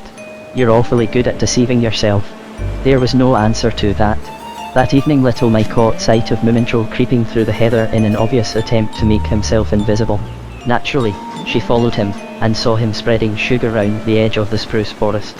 Then he disappeared again into the thicket with a tin. "Huh," thought Little Mai.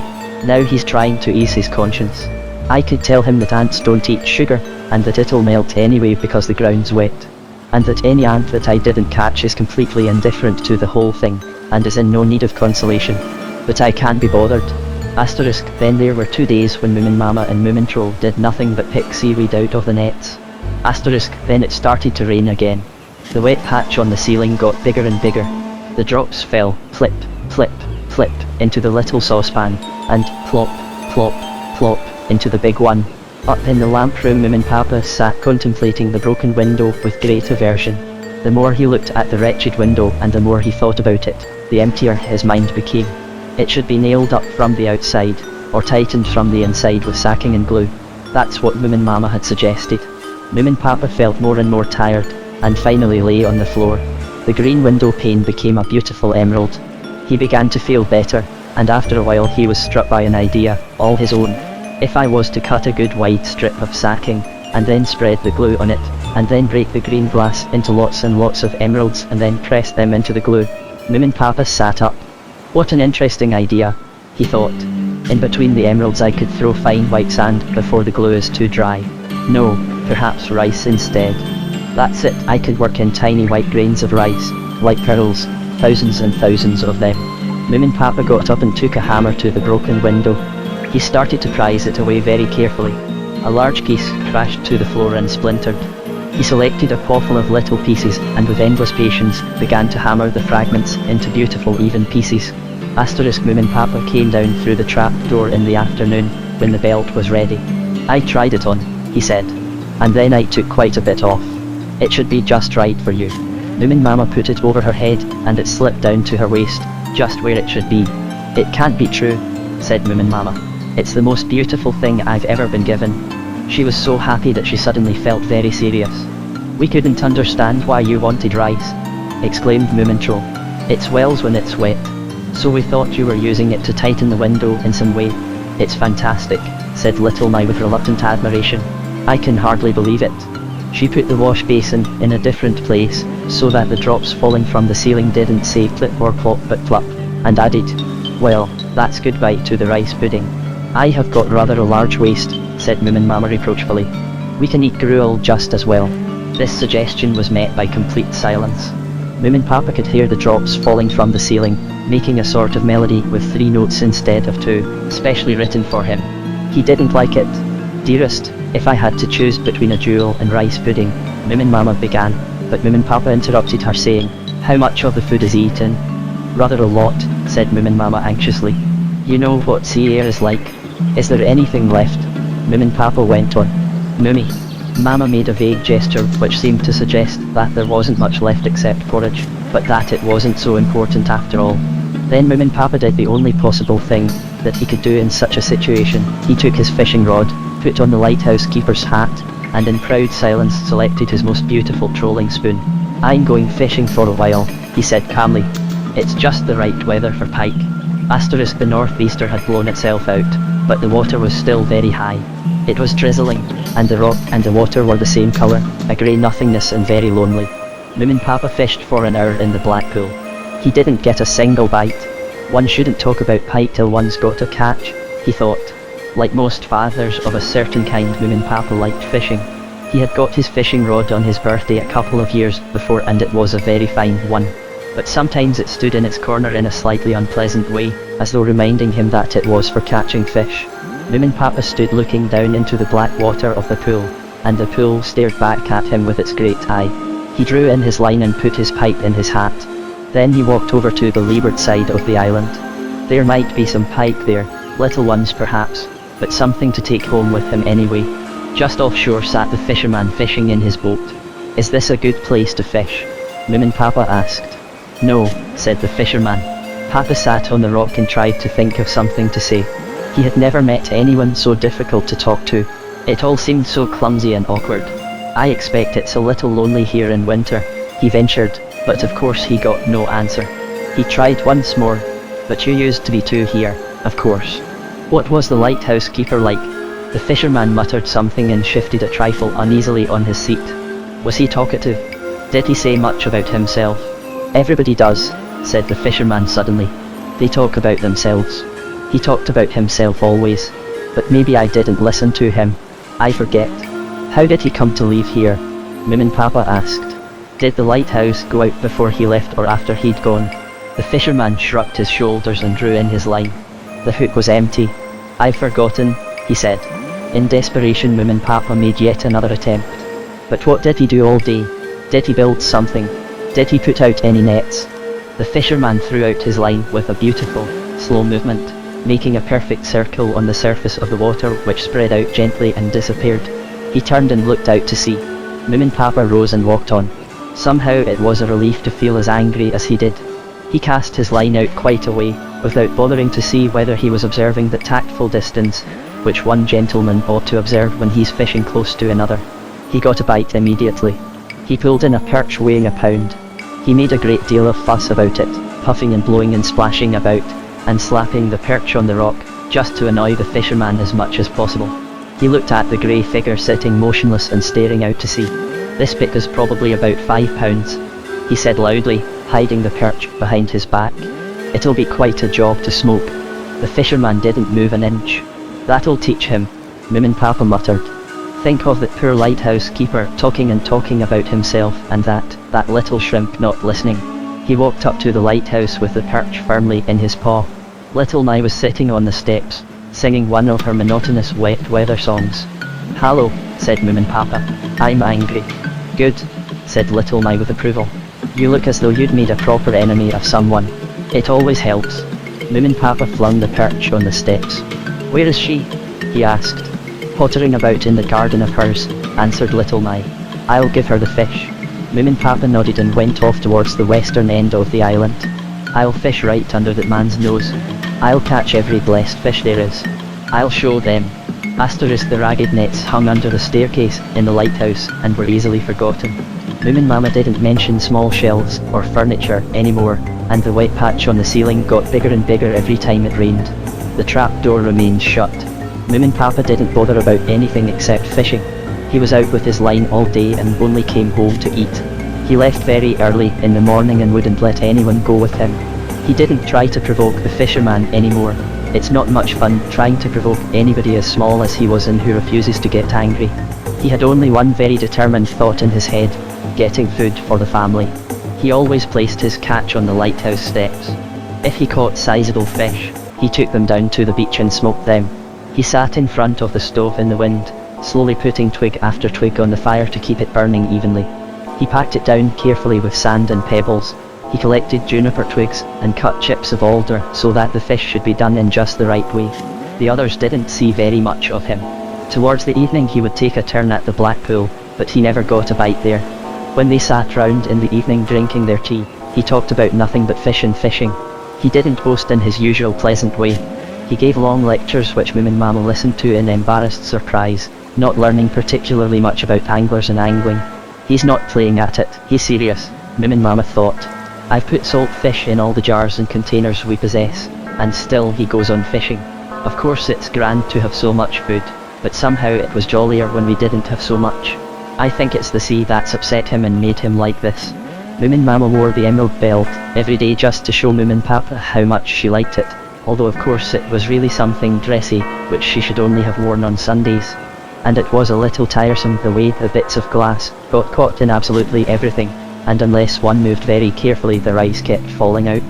Moominmama's new garden was ready, a shining circle of seaweed below the lighthouse rock. She had put small round pebbles all the way around it as the sea refused to provide her with any shells. In the centre was the rose she had brought with her from home, standing in the soil it had come in. A rose was just about to come out, but it seemed doubtful whether to or not. This was natural, of course, as it was already well into September. Moominmama often dreamed about all the flowers she would plant when spring came again. She drew them all on the sill of the north window. Every time she sat looking at the sea out of the window, she drew a flower absent-mindedly, with her thoughts on something entirely different. Sometimes she was surprised by her own flowers. They seemed to have grown all by themselves, but that only made them the more beautiful. The seat by the window seemed lonely now that there were no swallows outside. They had flown south on a windy, drizzly day when nobody was looking. The island was now strangely silent. Moominmama had grown accustomed to their screeching and ceaseless chatter under the eaves. Now only the gulls that swept past her window with yellow eyes that didn't move, and sometimes the cries of cranes flying south, a long way south. It wasn't actually so curious that neither Moominmama nor Moominpapa noticed what Moomintroll was doing, as they were always thinking of other things. They knew nothing about the thicket or the glade. They were unaware that every night, after the moon had risen, Moomintroll went down to the beach with the hurricane lamp. What little mice saw and thought, no one knew. Most of the time she followed the fisherman around, but they hardly ever spoke to one another. They merely tolerated each other, slightly amused and mutually independent. They didn't bother to try to understand one another or to make any impression on one another. That is also a way of enjoying oneself. This is how things stood on the island, the autumn night when the seahorses came back. Asterisk, there was nothing new in going down to the beach with the hurricane lamp. Moomintroll had got used to the Groke. Actually, she was more of a nuisance than a danger. He didn't really know whether he went down to the beach for her sake or just in the hope that the seahorses would come back. It was just that he woke up as soon as the moon rose and simply had to get up. The Groke was always there. She stood a little way out on the water watching the movements of the lamp with her eyes. When he put the lamp out, she floated off into the darkness again without making a sound, and then Moomintroll went home. But each night she came a little nearer. Tonight there she was sitting on the sand, waiting. Moomintroll stopped by the alder bushes and put the lamp down on the ground.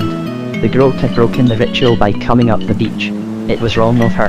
She had nothing to do with the island. She was a danger to everything growing there, everything that was alive. They stood in silence facing each other as they usually did. The Groke took her eyes off the lamp and stared at Moomintroll. She had never done that before. She had such cold eyes, and they looked so anxious. The beach was full of fleeting shadows as the moon went behind the clouds, then appeared again. Then the seahorses came galloping along from the point. They didn't take the slightest notice of the Groke. They chased each other in the moonlight, throwing up rainbows and jumping through them. Moomintroll noticed that one of them had lost a shoe. She'd got only 3. She really had flowers on her coat, some sort of daisy, a little smaller on her neck and legs. Or perhaps they were water lilies, which were perhaps more poetic. She ran right over the hurricane lamp, and it fell over in the sand. "You're spoiling my moonlight." "My moonlight?" cried the little seahorse. "I'm sorry," said Moomintroll, immediately putting the lamp out as fast as he could. "I found your shoe." The seahorse stopped and put her head on one side. "But I'm afraid I gave it to my mother," Moomintroll continued. The moon disappeared, the galloping hoofs came back and Moomintroll could hear the seahorses laughing. "Did you hear that? Did you hear that?" they shouted to each other. "He's given it to his mother. To his mother. To his mother." They galloped towards him, brushing up against him. Their manes brushed his face like soft silky grass. "I can ask for it back. I can go and fetch it," he called into the darkness. The moon came out again. He saw the seahorses go into the sea side by side, their hair floating behind them. They were exactly alike. One of them turned her head and called distantly, "Another night." Moomintroll sat down on the sand. She had spoken to him. She had promised to come back. There would be moonlight for many nights to come if only it wasn't cloudy. And he would make sure not to light the hurricane lamp. He suddenly realized that his tail was freezing. He was sitting on the very spot where the Groke had sat. Asterisk, the following night, he went down to the beach without taking the hurricane lamp with him. The moon was on the wane now, the time when the seahorses would soon go and play somewhere else. This he knew, and felt it instinctively. Moomintroll had the silver horseshoe with him. It hadn't been an easy matter getting it back. He had blushed and behaved terribly awkwardly. Moominmama had taken the horseshoe off its nail without asking why he wanted it. "I've rubbed it with silver polish," she had said. "Look how nicely it's come up." No more than that, and in quite an ordinary voice, too. Moomintroll had muttered something about giving her something to replace it and taken himself off with his tail between his legs. He couldn't explain about the seahorse, he just couldn't. If only he could find some shells. She would certainly like to have shells rather than a horseshoe. It would be a simple matter for the seahorse to bring up a few of the largest and most beautiful from the bottom of the sea. That is, of course, if seahorses cared about other people's mothers. Perhaps it would be better not to ask. She didn't come. The moon went down and no seahorses came at all. Of course she had said, "Another night," and not, "tomorrow night." Another night could be any night. Moomintroll sat and played with the sand and he was very sleepy. And of course the Groke came. She came over the water in her cloud of cold like somebody's bad conscience, and crept up the beach. Moomintroll suddenly became incredibly angry. He backed up to the alder bushes and shouted, "I've no lamp for you. I'm not going to light it for you anymore. You shouldn't come here, this island belongs to my father." He walked away from her backwards, turned and started to run away. The aspens round him trembled and rustled as if there was going to be a storm. They knew that the Groke was on the island. When he was back in his bed, he heard her howling, and it seemed much closer than before. I hope she doesn't come in here, he thought. As long as the others don't know she's there. She carries on like a foghorn. I know somebody who'll say I'm being stupid, and that's the worst thing of all. Asterisk at the edge of the thicket little Miley listening under a low-lying branch. She pulled the moss tightly round her and whistled thoughtfully. Now he's got himself into a nice mess. That's what happens if you start making a fuss of the grok and imagine you can be friends with a seahorse.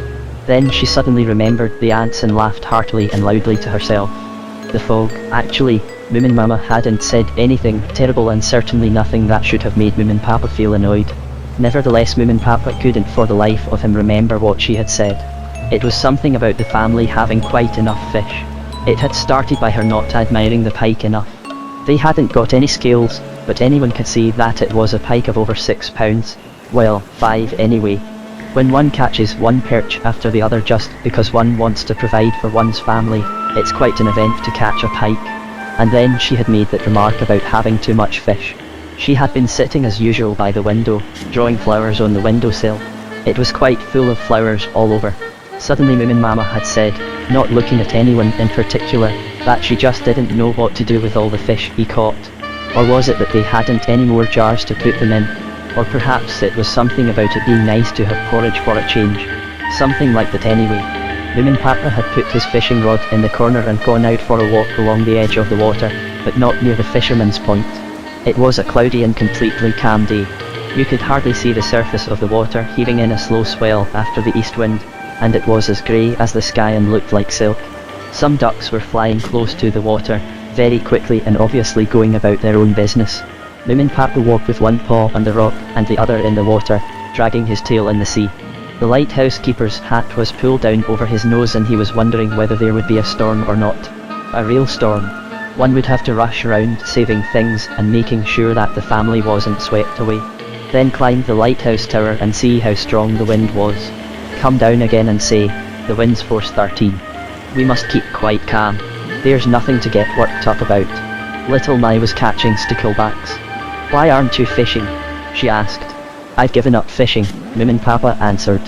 That must be a relief for you, Little Mai remarked. You must have found it an awful bore after a while. You're quite right, said Moominpapa, surprised. It did become terribly boring. Why didn't I notice it myself? He went and sat on the lighthouse keeper's little ledge and thought, I must do something different, something new, something tremendous. But he didn't know what it was he wanted to do. He was quite bewildered and confused. It reminded him of the time long ago when the Gaffson's daughter had pulled the mat from under his feet. Or like sitting in the air next to a chair but not on it. No, it wasn't like that either. It was as if he had been taken in by something. As he sat there looking at the silky grey surface of the sea that seemed to refuse to work itself up into a storm, the feeling of being taken in by somebody or something got stronger and stronger. Just you wait, he muttered to himself.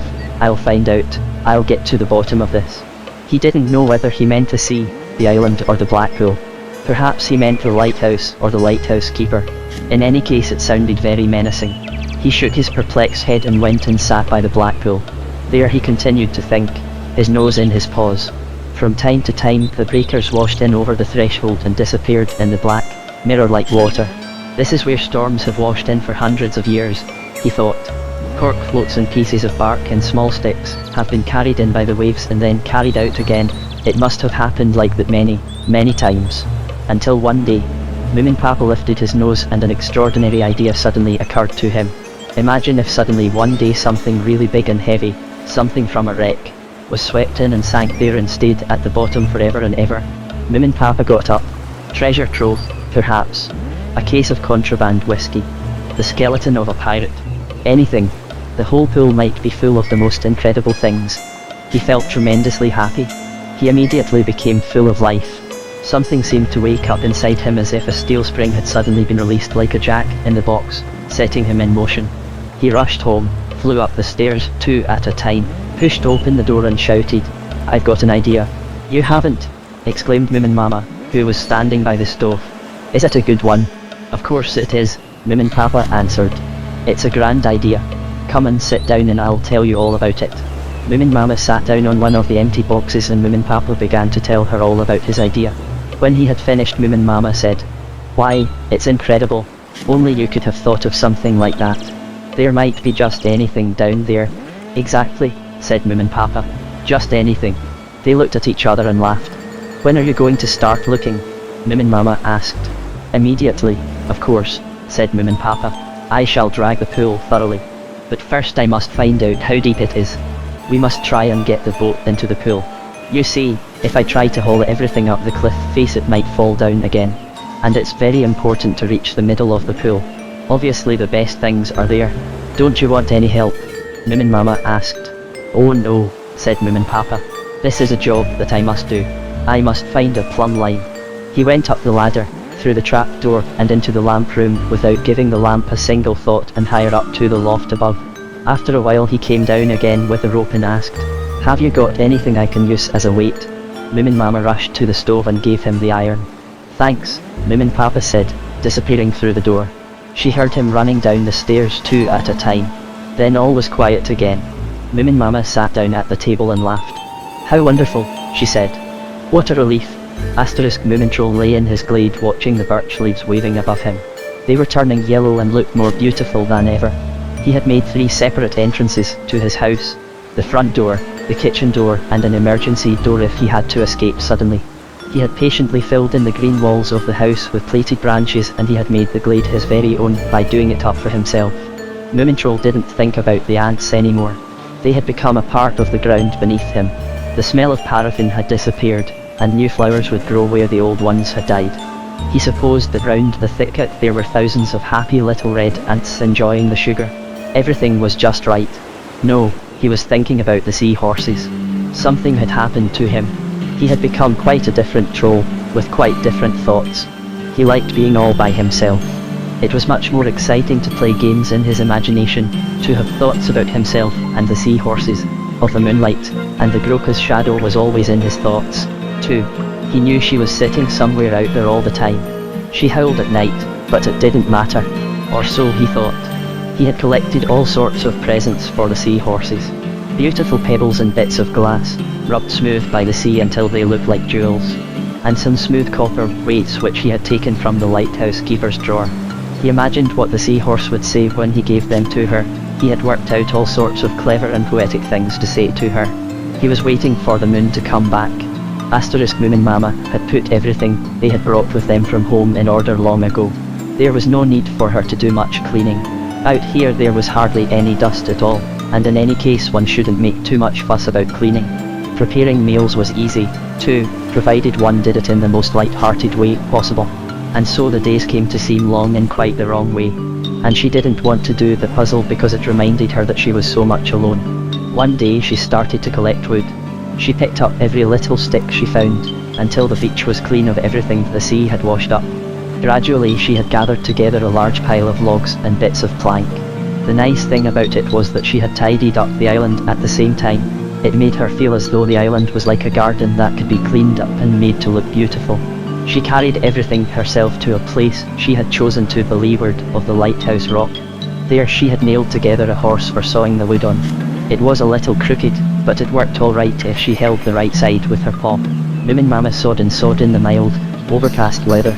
She measured every bit so that they were all exactly the same size, and arranged them neatly in a half circle round her. The wall of wood round her grew higher and higher, until she stood there sewing in an enclosed space, all her own, that gave her a lovely feeling of security. She stacked the dry sticks by the stove, but she didn't have the heart to tackle the really big logs. But she had never been particularly good at wielding an axe. Close by the place where she piled the wood there was growing a little mountain ash, to which she became very attached. It was covered with red berries, lots and lots of them for such a little tree. She collected the best bits of wood under this tree. Moominmama knew a lot about trees. She knew what oak was and jacaranda. She recognized balsam and Oregon pine and mahogany. They all had a different smell, felt different to the touch. They had all reached her after a long, long journey. Jacaranda and palanda, murmured Moominmama to herself, deeply satisfied, and went on sewing. The others had got used to Moominmama's sewing, and they could see less and less of her behind her wall of wood. In the beginning Moominpapa had been very upset and had wanted to collect the wood himself. But Moominmama had got angry and said, "This job's mine. I want to play too," and she went on sewing and sewing, going round the island every morning, looking for fresh pieces of wood. One grey, absolutely calm, morning Moominpapa found a shell on the beach. It was a big conch shell, pink inside and pale brown with dark spots outside. Moominpapa was both pleased and surprised. It was lying high up on the beach, although the water hadn't come so far for a week. A little farther off she found a white one, the kind one puts round borders in a garden. As a matter of fact, there were shells all over the beach, large ones and small ones, and the most remarkable thing was that on one of them she read, "A present from the seaside," written on it in tiny red letters. Moominpapa was even more surprised, and began to collect them all in her apron. Then she went to show them to Moominpapa, who was busy dragging the black pool. He lay with his nose over the side of the boat, looking very small from the top of the cliff. The boat was drifting, with the oars trailing in the water. "Come and look," Moominpapa called. Moominpapa rowed over to the side of the pool. "Look, real shells," Moominpapa said. "I found them high up on the beach, and there were none there yesterday at all." "That's very strange," said Moominpapa, knocking his pipe out on the rock. "One of the mysteries of the sea. Sometimes I'm quite fascinated when I think of the way the sea behaves in such a mysterious way. You say they were lying high up on the beach and weren't there yesterday? Well, that must mean that the sea can rise a whole yard in a few hours and then fall again, although we don't have the tides here that they do further south. Very interesting indeed. And the inscription on this one, well, it opens up limitless possibilities." He looked at Moominpapa very seriously. "You know, it's things like this I must get really worked out and perhaps write a book about. Everything to do with the sea, and I mean the real sea. I must find out all I can about the sea. Jetties and paths and fishing are for small-minded people who don't care about the really big things." He repeated very solemnly, "The really big things." It sounded most impressive. "It's this black pool which has made me think of all this." "Is it deep?" Moominpapa asked, opening her eyes wide. "Very deep," Moominpapa said. "The plumb line hardly reaches to the bottom. Yesterday I hauled up this metal canister, which proves my theories are right." Moominpapa nodded. After a while she said, "Well, perhaps I'll go and put these shells in the garden." Moominpapa didn't answer. He was lost in profound thoughts and speculation. At about the same time, Moomintro was burning a box, which had been stripped of all its shells, in Moominpapa's stove. It wasn't worth keeping now that he had taken all the shells off. He had found it in the bottom drawer of the desk, the one Moominpapa hadn't wanted to touch because it obviously contained the lighthouse keeper's most personal belongings. The metal canister was rusty and broken, and had probably never had anything more interesting than turpentine or oil in it. But it was a proof. The black pool was the place where the sea hid things it wanted to keep secret. Moominpapa was convinced with a desperate certainty that at the bottom of all these secrets were waiting for him, and there might be just anything down there. He thought that if he could only get everything up he would understand the sea, everything would fall into place. He felt he would fit in, too. So Moominpapa went on dragging with dogged determination in the middle of the pool and lowering the plumb line again and again. He had called the center of the pool, the unfathomable depths. The unfathomable depths, he whispered to himself, and felt his spine tingle with the magical the phrase. Most of the time, the line stopped at different depths, but it could also go down and down without touching the bottom however hard he tried to make it reach. The whole boat was full of tangled lines, the washing line, fishing lines, the anchor rope, and every little bit of rope he had been able to lay his paws on, and all really meant to be used for an entirely different purpose, but then that's what always happens with rope. Moominpapa had worked out a theory that the pool was really a hole leading down to the center of the earth. It was the crater of an extinct volcano. Finally, he started to write his speculations in an old exercise book he had found in the loft. Some of the pages of this exercise book were full of the lighthouse keeper's notes, small words with long spaces in between them, looking as if a spider had crawled over the paper. Libra is in the ascendant, the moon has entered the 7th house, Moominpapa read, Saturn is in conjunction with Mars. Perhaps the lighthouse keeper had visitors on the island after all. That had certainly cheered him up. The rest of it was mostly figures, which he didn't understand at all. He turned the book round and started writing at the other end.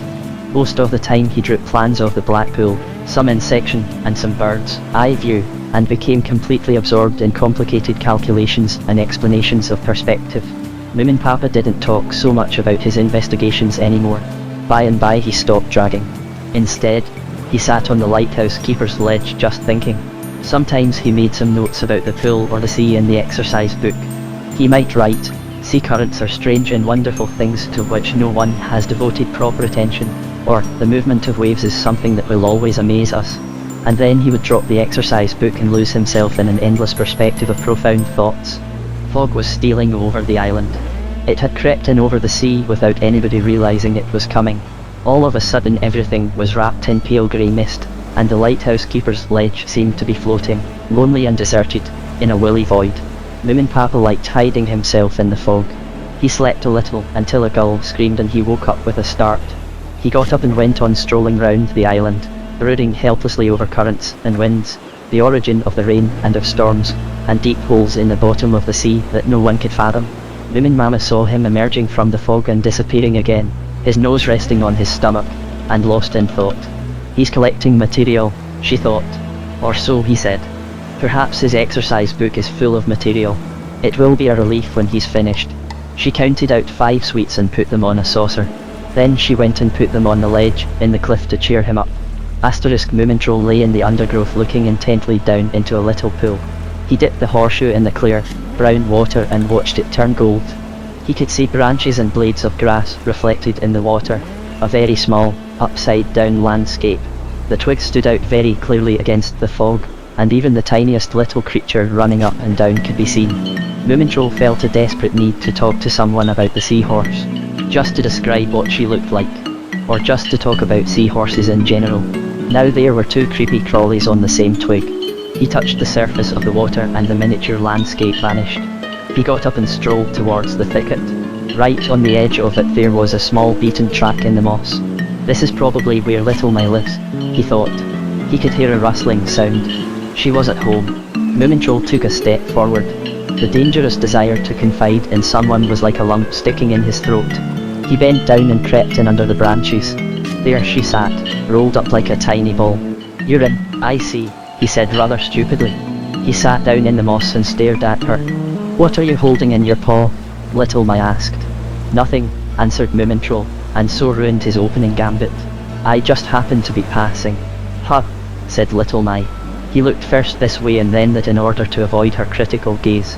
There was her raincoat hanging on a twig, and a cup with prunes and raisins in it. A bottle of fruit juice. Moomintroll jumped up and leaned forward. Further in under the branches the ground was flat with smooth pine needles, and as far as his eyes could reach in the fog he saw rows of tiny little crosses. They were made of broken sticks and bound together with twine. "What have you done?" he cried. "Do you think this is where I bury all my enemies?" said Little My, much amused. "Those are birds' graves. Someone's buried dozens of them in there." "How do you know?" Moomintroll asked. "I've looked," said Little My. "Small white skeletons, just like the one we found by the lighthouse the first day we were here. You remember, the Revenge of the Forgotten Bones." "It must have been the lighthouse keeper," said Moomintroll. Little My nodded, and her tight little knot of hair shook. "They must have flown into the light," Moomintroll said slowly. "It's what birds do. And killed themselves. Perhaps the lighthouse keeper picked them up every morning. And then one day he got fed up with it, put the light out and went away." "How frightful," he cried. "It's a long time ago," said Little My, yawning. "The light's out now anyway." Moomintroll looked at her and wrinkled his nose. "You shouldn't feel so sorry for everything," she said. "Now run away. I'm going to take a nap." When Moomintroll emerged from the thicket, he opened his paw and looked at the horseshoe. He had said nothing about the little seahorse. She was still his own. There was no moon and the hurricane lamp wasn't lit, but all the same Moomintroll went down to the beach. He couldn't stop himself somehow. He had the horseshoe and the presents with him. His eyes had grown accustomed to the darkness, and he saw the seahorse as she came out of the fog like an unreal creature in a story. He put the horseshoe down on the beach, hardly daring to breathe. The shadowy form came nearer with small prancing steps. She stepped into her shoe in the absent-minded sort of way that ladies do, and stood there waiting for the shoe to fix itself firmly and start growing to her again with her head turned away from him. "I like your fringe," said Moomintroll softly. "A friend of mine has got one too. Perhaps she'll come and stay someday. I think you'd like lots of my friends." The little seahorse's silence showed she wasn't interested. Moomintroll tried again. "Islands at night are so beautiful. This is Papa's island, but I don't know if we shall live here all our lives. Sometimes I think that the island doesn't like us. The most important thing is that it should like Papa." She wasn't listening. She didn't want to know about his family. Then Moomintroll spread out his presents for her on the sand. The seahorse came a little closer and sniffed them, but still she said nothing. At last he found something to say. "You dance beautifully." "Do you think so? Do you?" she said. "Have you been waiting for me? Have you really? You didn't expect me, did you?" "Have I waited for you?" exclaimed Moomintroll. "I waited and was so worried when it was so rough out there. I want to protect you from all danger. I have my own little nest and I have hung up your picture there. It's the only thing that I shall hang there." The seahorse listened attentively. "You're the most beautiful thing I've ever seen," Moomintroll went on, and just then the goat began to howl. There she was, sitting out there in the fog, howling for the lamp. The little horse reared, and was gone, leaving behind her little pearls of laughter. A whole string of pearls followed her as she capered into the sea again. The goat came shuffling out of the fog towards where Moomintroll was standing. He turned and ran. But tonight the goat didn't stop on the beach. She followed Moomintroll over the island, through the heather and right up to the lighthouse rock. He could see her moving like a great grey shadow and then stop and crouch under the rock to wait. Moomintroll slammed the door behind him and ran up the winding staircase with his heart in his stomach. It had happened. The goat had come right onto the island. Moominmama and Moominpapa hadn't woken up, and the room was quite quiet. But he could feel an uneasy feeling coming through the window as the island murmured in its sleep and turned over. He heard the poplar leaves rustle with fright and the gulls started to screech. "Can't you sleep?" Moominmama asked. Moomintroll closed the window. "I woke up," he said, and crept into bed. His nose was stiff with cold. "It's getting colder," said Moominmama. "It's a good thing I sawed up all those logs." "Are you cold?" "No," said Moomintroll. She was sitting there freezing just below the lighthouse. She was so cold that the ground under her turned to ice. There it was again. It crept up and he couldn't shake it off. It was so easy to imagine somebody who could never get warm, somebody nobody liked, who destroyed everything wherever she went. It wasn't fair. Why should he have the rope round his neck all the time? No one else had. You just couldn't help her to get warm. "Are you unhappy about something?" Moominmama asked. "No," answered Moomintroll. "Well, it'll be another nice long day tomorrow," said Moominmama. "And it's all yours from beginning to end. Now isn't that a lovely thought?" After a while Moomintroll knew that Moominmama had gone to sleep. He brushed all thoughts aside and started to play the game he played every night. At first he couldn't make up his mind whether to play the adventure game or the rescue game. Finally he decided on the rescue game. It felt more real somehow. He shut his eyes and made his mind a blank. And then he started to think of a storm. On a deserted rocky coast, rather like the island, the storm was raging. They were running up and down the beach, wringing their hands. Someone was in distress out there. Nobody dared to go out. It was quite impossible.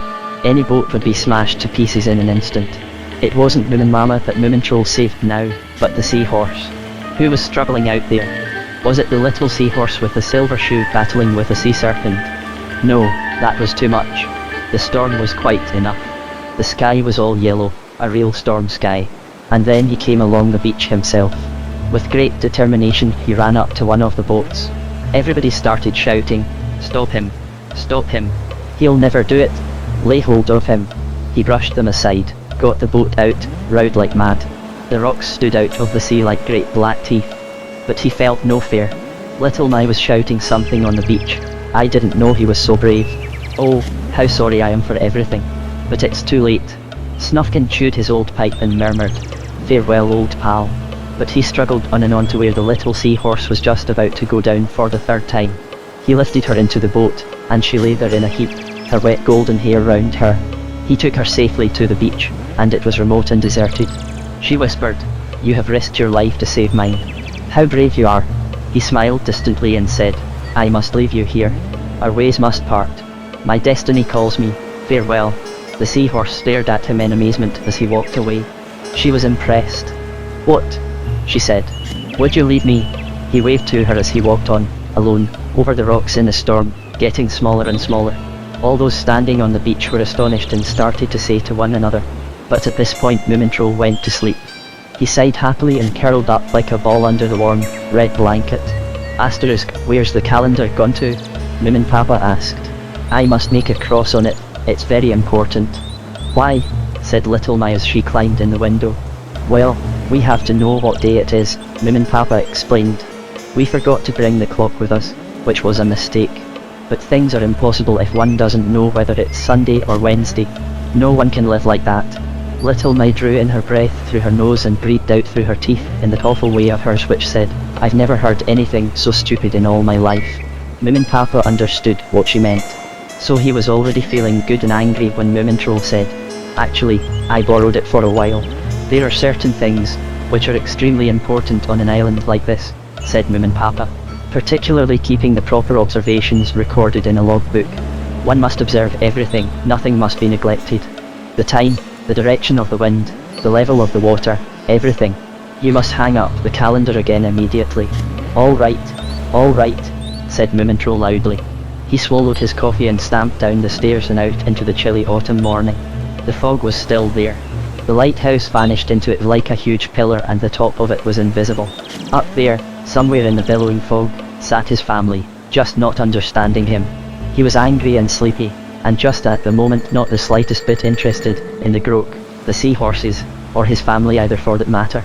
Just below the lighthouse rock he woke up a bit. One might have thought it would happen. The grok had chosen of all places to sit in Moominmama's garden. He wondered whether she had sat there for longer than an hour. He hoped not. The rosebush was quite brown.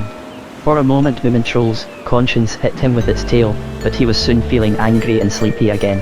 Huh, calendars indeed. Making crosses. What next?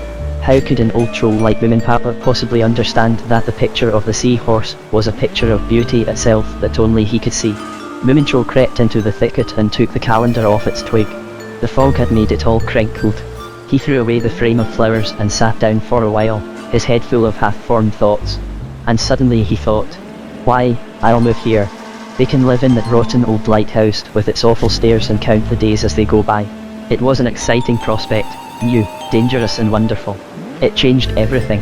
It seemed as though he was suddenly surrounded by a new melancholy, by strange possibilities. He was stiff and cold when he got home. He put the calendar back on top of the desk. Moominpapa immediately went and made a cross in the top corner. Moomintroll took a deep breath and said as boldly as he could, "I'm thinking of living somewhere else on the island by myself. Out of doors." "Why, of course," said Moominmama, not really paying much attention. She was sitting in the north window drawing a creeper. "That's all right. You can take your sleeping bag with you as usual." Now she was drawing honeysuckle, and it was very complicated. Moominmama hoped she had remembered what it was really like. Honeysuckle doesn't grow by the sea. It needs a warm and sheltered spot. "Mama," said Moomintroll, and his throat felt very dry, "this isn't as usual." But Moominmama wasn't listening. She made an encouraging sound and went on drawing. Moominpapa was counting the crosses he had made. There was a Friday he wasn't quite sure about. He might have made 2 crosses that day because he had forgotten to make one on the Thursday. Something had disturbed him so that he wasn't quite sure about it. What had he done that day? The days floated together and went round and round in his head. It was like going round an island, walking forever along the same beach without getting anywhere. "All right," said Moomintroll. "I'll take my sleeping bag and the hurricane lamp." Outside the window the fog swirled past. It seemed as though they were moving somewhere with the room. "I really need a little blue," said Moominmama to herself. She had made the honeysuckle grow out of the window and in again on the white wall, where it boldly opened out into a very carefully drawn flower. The waning moon, one night just before dawn, Moominmama was awakened by the silence round the lighthouse. It had suddenly become calm, as it can do when the wind is changing. She lay for a long time listening. Far out over the sea in the darkness a new wind started to blow very gently. Moominmama could hear it approaching just like somebody walking over the water. It got stronger all the time, until it finally reached the island. The open window moved on its hooks. Moominmama felt very small as she lay there. She buried her nose in the pillow and tried to think of an apple tree. But she could only see the sea with its driving winds, a sea that swept the island when it lay all in the darkness, that was always everywhere, taking possession of the beach, the lighthouse and the whole island. She imagined that the whole world was smooth, gliding water and that very slowly the room itself was beginning to sail away. Imagine if the island came loose, and suddenly one morning was splashing in the water by the jetty back there at home. Or imagine if it glided further and further out and drifted for years and years until it fell over the edge of the world like a coffee cup on a slippery tray. Little Mai would appreciate that, thought Moominmama, giggling to herself. I wonder where she sleeps. And Moomintroll, too. What a pity mothers can't go off when they want to and sleep out of doors. Mothers, particularly, could do with it sometimes. She smiled to herself, and in an absent-minded way, he sent Moomintroll a silent, loving greeting in the way trolls do. Moomintroll, lying awake in his glade, felt that she had done this, and, as he usually did, wiggled his ears by way of answer. No moon was shining, and it was very dark. No one had made any fuss at all about his leaving home, and he wasn't quite sure whether he was relieved or disappointed. Every evening after they had had tea, Moominmama lit 2 candles and put them on the table, and he took the hurricane lamp with him. Moominpapa said, just for the sake of saying something, be careful not to set light to the thicket, and make sure you put the lamp out before you go to sleep. It was always the same. They hadn't understood one little bit. Moomintroll lay listening to the wind, and thought, the moon is on the wane. The seahorse won't be here again for a long time. But perhaps this was more of a relief than a disappointment. Now he could lie there just imagining lovely conversations with her and trying to remember what she looked like. And there was no need to be angry with the Groke any longer. She could stare at the lamp as much as she wanted to. Moomintroll told himself that it was purely for practical reasons that he went to the beach every night with the lamp, to stop the Groke going right up to the lighthouse and ruining Moominmama's roses. And so that the family shouldn't discover that she was there, too. To say nothing of stopping her howling. He didn't do it for any other reason. Every night Moomintroll put the lamp on the beach and stood there yawning while the Groke gazed her fill. She stared at the lamp, following a ritual of her own. After looking at it for a while she would begin to sing, or something that sounded like singing to her. It was a thin sound, something like humming and whistling together, and it penetrated everywhere, so that after a while Moomintroll felt that it was inside his head, behind his eyes, and even in his tummy. At the same time she swayed slowly and heavily from side to side, waving her skirts up and down until they looked like dry, wrinkled bat's wings. The Groke was dancing. She was quite obviously very pleased, and somehow this absurd ritual became very important to Moomintroll. He could see no reason why it should stop at all, whether the island wanted it or not. But the island seemed to be getting more and more uneasy. The trees whispered and trembled, and great shudders went through the low-hanging branches, like the waves of the sea. The seagrass on the beach shook and lay flat, trying to pull itself up by the roots in order to escape. One night Moomintroll saw something that made him feel afraid. It was the sand. It had started to move. He could see it quite clearly, creeping slowly away from the Groke. There it was, a sparkling, glittering mass moving away from her great flat feet that were stamping the ground to ice as they danced. Moomintroll grabbed the lamp and rushed as fast as he could into the thicket through the emergency tunnel. He got into his sleeping bag, pulled the zip fastener right up and tried to go to sleep. But however tightly he kept his eyes closed he could see nothing but sand creeping down the beach and into the water. Asterisk on the following day Moominmama dug up 4 wild rose bushes. They had twined their roots in among the stones in an almost terrifyingly patient way, and spread their leaves over the rock like an obedient carpet. Moominmama thought that pink roses against the grey of the rock would be perfectly lovely, but perhaps she hadn't given it enough thought when she planted them in her garden of brown seaweed. There they were, standing in a row looking most uncomfortable. She gave each of them a handful of the soil she had brought from home, watered them and then sat down beside them for a little while. It was just then that Moominpapa came up to her, his eyes wide with excitement, and shouted, "It's the black pool. It's alive. Come and look, quickly." Then he turned and ran back towards it. Moominmama got up and followed him, not understanding a word he had said. But Moominpapa was right. The dark water was rising and falling again, heaving itself up and then sinking down again as if it was sighing deeply. The black pool was breathing, it was alive. Little Mai appeared, running over the rock. "Well," she said, "now something's going to happen. The island's coming to life. I always thought it would." "Don't be so childish," said Moominpapa. "An island can't come to life. It's the sea that's alive." He became silent and held his nose with both paws. "Whatever is the matter?" Moominmama asked anxiously. "I'm not sure," said Moominpapa. "I haven't really thought it out yet. I had an idea just now, but I can't remember what it was." He picked up the exercise book and wandered off over the rock, deep in thought. Moominmama stared at the black pool with a look of extreme disapproval on her face. "I think," she said, "that this is the right moment for us all to go on a nice picnic." And she went straight back to the lighthouse and started to pack. When she had got everything together that they would need for a picnic, she opened the window and started to bang the gong. She watched them all running towards the lighthouse, not feeling the slightest bit guilty, although she knew that the gong was only supposed to be used in cases of extreme urgency.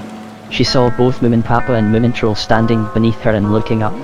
From where she was they looked like two big pears. She held onto the windowsill and leaned out. "Keep quite calm," she cried. "There's no fire. We're going on a picnic as soon as we possibly can." "A picnic?" exclaimed Moominpapa. "How could you ring the bell just for a picnic?" "There's danger in the air," Moominmama shouted back. "If we don't go for a picnic, this very instant, anything might happen to us." And they went for a picnic. With much effort, the whole family hauled the adventure out of the black pool. Then, rowing against the wind, they made for the largest of the outlying rocks on the northwest side of the island. Shivering, they pulled themselves up the wet rock and sat down. Moominmama made a fire between some stones and began to get coffee ready.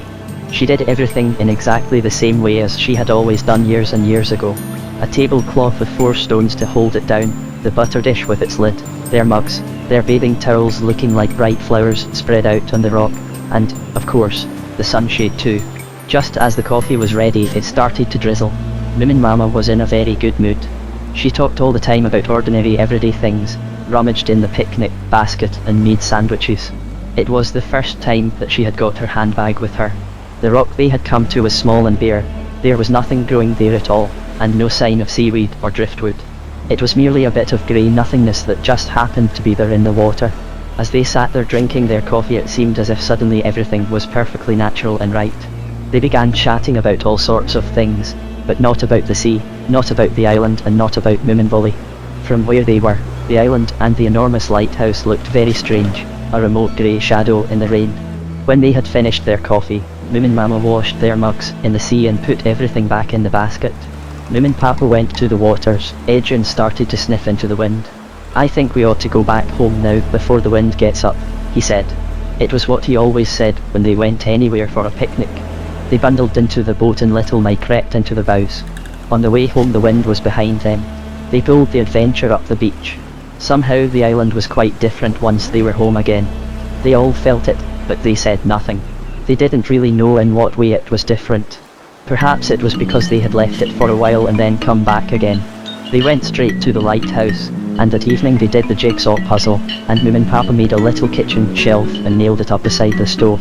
Asterisk, the picnic had done the family a lot of good, but somehow it had made Moominmama a little sad. During the night she had dreamed that they had gone to see the Hattie Fatteners on an island off the coast near their old home, a green and friendly island, and when she had woken up in the morning she had felt sad. When she was alone after breakfast, she sat quietly at the table looking at the honeysuckle growing over the windowsill. The indelible pencil had almost all gone, and what there was left of it Moominpapa needed for making crosses on the calendar and writing his notes. Moominmama got up and went up to the attic. When she came down again she had found 3 bags of dye, brown, blue and green, a tin of lead paint, a little lampblack and 2 old paint brushes. So she began to paint flowers all over the wall. They were large, substantial flowers because the brushes were large, and the dye soaked right into the plaster and looked intense and transparent. How wonderful they looked. This was much more fun than sawing wood. Flower after flower appeared on the wall, roses, marigolds, pansies, peonies. No one was more surprised than Moominmama herself. She had no idea she could paint so well. Near the floor she painted long, waving green grass, and she thought about putting the sun right at the top, but she had no yellow paint. When the others came back for lunch she hadn't even lit the fire. She was standing on a box, painting a little brown bee with green eyes. "Mama!" exclaimed Moomintroll. "What do you think of it?" Moominmama asked, feeling very pleased with herself as she carefully finished the bee's second eye. But the brush was much too big. She would have to find some other way of doing it. If the worst came to the worst, she could paint over the bee and put a bird there instead. "But it's all so lifelike," exclaimed Moominpapa. "I can recognize all those flowers. That one is a rose." "No it isn't," said Moominmama, very hurt. "It's a peony, like the red ones we had at the bottom of the steps at home." "Can I paint a hedgehog?"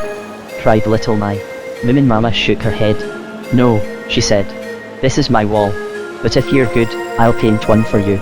At lunch everybody was very cheerful. "You can lend me a little of that red lead," Moominpapa said. "I must paint a low water mark on the rock before the sea starts to rise again. I really must keep a serious check on the level of the water." You see, I want to find out whether the sea works to a system of some kind or whether it just behaves as it likes. It's very important. Have you made a lot of notes? Asked Moominmama.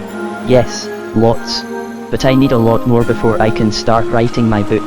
Moominpapa leaned across the table and said confidentially, I want to know if the sea is really obstinate, or whether it obeys. Obeys whom? Asked Moomintroll, opening his eyes wide. But Moominpapa was suddenly very busy eating his soup, and muttered, oh, something. Rules of some kind or another. Moominmama gave him a little red lead in a cup and he went out immediately after lunch to paint a low water mark. The aspens had turned quite red, and in the glade the ground was covered with a yellow carpet of birch leaves. When the southwest wind blew it carried both red and yellow leaves out over the water. On 3 sides of the hurricane lamp Moomintroll had painted the glass with lamp black, just like some villain up to no good. He left the lighthouse by a roundabout way. It seemed to be following him with its vacant eyes. Evening was falling and the island was beginning to wake up. He could feel it stirring and hear the gulls crying round the point. I can't help it, he thought. Papa would understand if he knew. I don't want to see the sand moving tonight. Perhaps I'll go to the eastern end of the island this time. Moomintroll sat on the rock and waited, with the hurricane lamp turned towards the sea.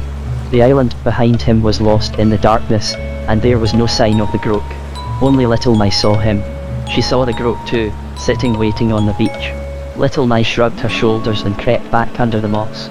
She had often seen people waiting for one another in the wrong place, looking foolish and lost. Well, there's nothing to be done about it, she thought. That's how it is. The night was overcast. Moomintroll could hear invisible birds flying overhead and the sound of splashing behind him in the black pool. He turned, and in the ray of light from the lamp he could see them. It was the seahorses, swimming below the cliff. Perhaps they had come here every night and he had known nothing about it. The seahorses were giggling and splashing each other with water and they made eyes at him from behind their fringes. Moomintroll looked from one to the other. They both had exactly the same eyes, the same flowers on their necks, and they both had the same saucy little heads. He had no idea which of them was his seahorse. Is it you? He asked. The seahorses swam towards him and stood at the edge of the water so that he could just see their knees. It's me. It's me. They both replied and giggled like mad. Won't you rescue me? One of them asked. Won't you rescue me, my fat little sea urchin? Do you gaze at my picture every single day? Do you? He's not a sea urchin, said the other one reproachfully. He's a little egg-shaped mushroom who's promised to rescue me if it gets stormy. He's a little egg-shaped mushroom who collects shells for his mummy. It's charming, isn't it? Charming. Moomintroll felt himself blushing. Moominmama had polished the horseshoe with silver polish. He knew that one of the silver shoes was much brighter than the others. And he knew, too, that they wouldn't lift their hooves out of the water, and that he would never know which of them was his seahorse. And they waded out to sea. He could hear them laughing, and as they got farther and farther away the sound of their laughter seemed to be nothing more than the wind sweeping gently over the beach. Moomintroll lay on the rock and stared at the sky. He couldn't think of his seahorse anymore. Whenever he tried to he could see 2 seahorses, 2 little seahorses, both laughing and both exactly alike. All they did was leap up and down in the sea, until his eyes grew tired of looking at them. And there were more and more of them, so many he couldn't be bothered to count them. He just wanted to go to sleep and be left in peace. Moominmama's mural was more and more beautiful, and it stretched as far as the door. She had painted big green apple trees full of flowers and fruit, and the grass under the trees was full of windfalls. There were rose bushes all over the place, most of them red, just like the ones that grow in everybody's gardens. And each of them had a border of little white shells. The well was green and the woodshed was brown. One evening when the sun was streaming into the room, Moominmama was painting a corner of the veranda. Moominpapa came into the room to have a look. Aren't you going to paint in some rocks? He asked. There are no rocks, said Moominmama absently. She was in the middle of painting the railings, and it was very difficult to get them straight. Is that the horizon? Continued Moominpapa. Moominmama looked up. No. It's going to be the blue veranda, she said. There's no sea here at all. Moominpapa looked at it for a long time, but said nothing. Then he went and put the kettle on. When he turned round again, he saw that Moominmama had painted a large blue patch and above it something that was obviously meant to be a boat. It didn't look right at all. That's not so good, he said. It didn't turn out quite as I meant it to, admitted Moominmama sadly. Well, it was a very nice idea, Moominpapa said consolingly. but I suggest you try to change it into a veranda after all. It's no good trying to paint something you don't want to paint. From that evening on, Moominmama's mural began to look more and more like Moominbolly. She found it difficult to get the perspective right sometimes, and sometimes she had to take something out of its proper setting and paint it all by itself. The stove and things out of the drawing room, for example. And it was quite impossible to include every room. One could only paint one wall at a time, and somehow it looked unnatural. Moominmama found that the best time to paint was just before sunset. The room was empty then, and she could see Moominbolly much more clearly. One evening the western sky was on fire with the most beautiful sunset she had ever seen. It was a tumult of red, orange, pink and yellow flames, filling the clouds above the dark and stormy sea with smouldering colours. The wind was blowing from the southwest towards the island from the sharp, coal-black line of the horizon. Moominmama was standing on the table painting apples on the top of a tree with red lead paint. If only I had these colours to paint with outside, she thought. What lovely apples and roses I should have. As she gazed at the sky, the evening light crept up the wall, lighting up the flowers in her garden. They seemed to be alive and shining. The garden opened out, and the gravel path with its curious perspective suddenly seemed quite right and to lead straight to the veranda. Moominmama put her paws round the trunk of the tree. It was warm with sunshine and she felt that the lilac was in bloom. Like a flash of lightning, a shadow passed across the wall. Something black had flown past the window. An enormous black bird was circling round and round the lighthouse, past one window after another, the west, the south, the east, the north. Like a fury, beating its wings relentlessly. We're surrounded, Moominmama thought in confusion. It's a magic circle. I'm scared. I want to go home and leave this terrible, deserted island, and the cruel sea. She flung her arms round her apple tree and shut her eyes. The bark felt rough and warm, and the sound of the sea disappeared. Moominmama was right inside her garden. The room was empty. The paints were still on the table, and outside the window the blackbird went on circling round the lighthouse. When the colours in the western sky disappeared, it flew away across the sea. When it was time for tea, the family came home. Where's Mama? Moomintroll asked. Perhaps she's just out getting some water, Moominpapa said. Look, she's painted a new tree since we went out. Moominmama stood behind the apple tree and watched them making tea. They looked a little misty, as though she had been watching them moving about underneath the water. She wasn't at all surprised by what had happened. Here she was at last, in her own garden where everything was in its proper place and everything was growing just as it should grow. Here and there something hadn't been drawn absolutely right, but it didn't matter. She sat down in the long grass and listened to the cuckoo calling from somewhere on the other side of the river. When the kettle boiled for tea, Moominmama was fast asleep with her head leaning against the apple tree. The southwest wind. At dusk, the fisherman had a feeling that the beautiful big waves were coming. He dragged his boat high up the point and turned it over, and bound up his fishing rods. Then he crept into his little house and curled himself up so that he looked like a wrinkled little ball. He lay there and allowed perfect solitude to surround him. Of all winds, the southwester was his favourite. It had really settled in to blow and had not died down that evening at all. It was an autumn southwester and could go on for weeks and weeks until the waves became high grey mountains heaving round the islands. The fisherman sat in his house watching the sea swell. It was so marvellous not to have to care about a blessed thing. No one to talk and no one to ask questions, and no one to feel at all sorry for. Only the mystery and unfathomable vastness of the sea and the sky flooding over him and past him that could never disappoint him. It was nearly dark when his perfect solitude was destroyed by Moomintroll coming over the slippery rocks. Moomintroll waved, made a loud noise and finally started to bang on the window. He shouted as loud as he could that Moominmama was lost.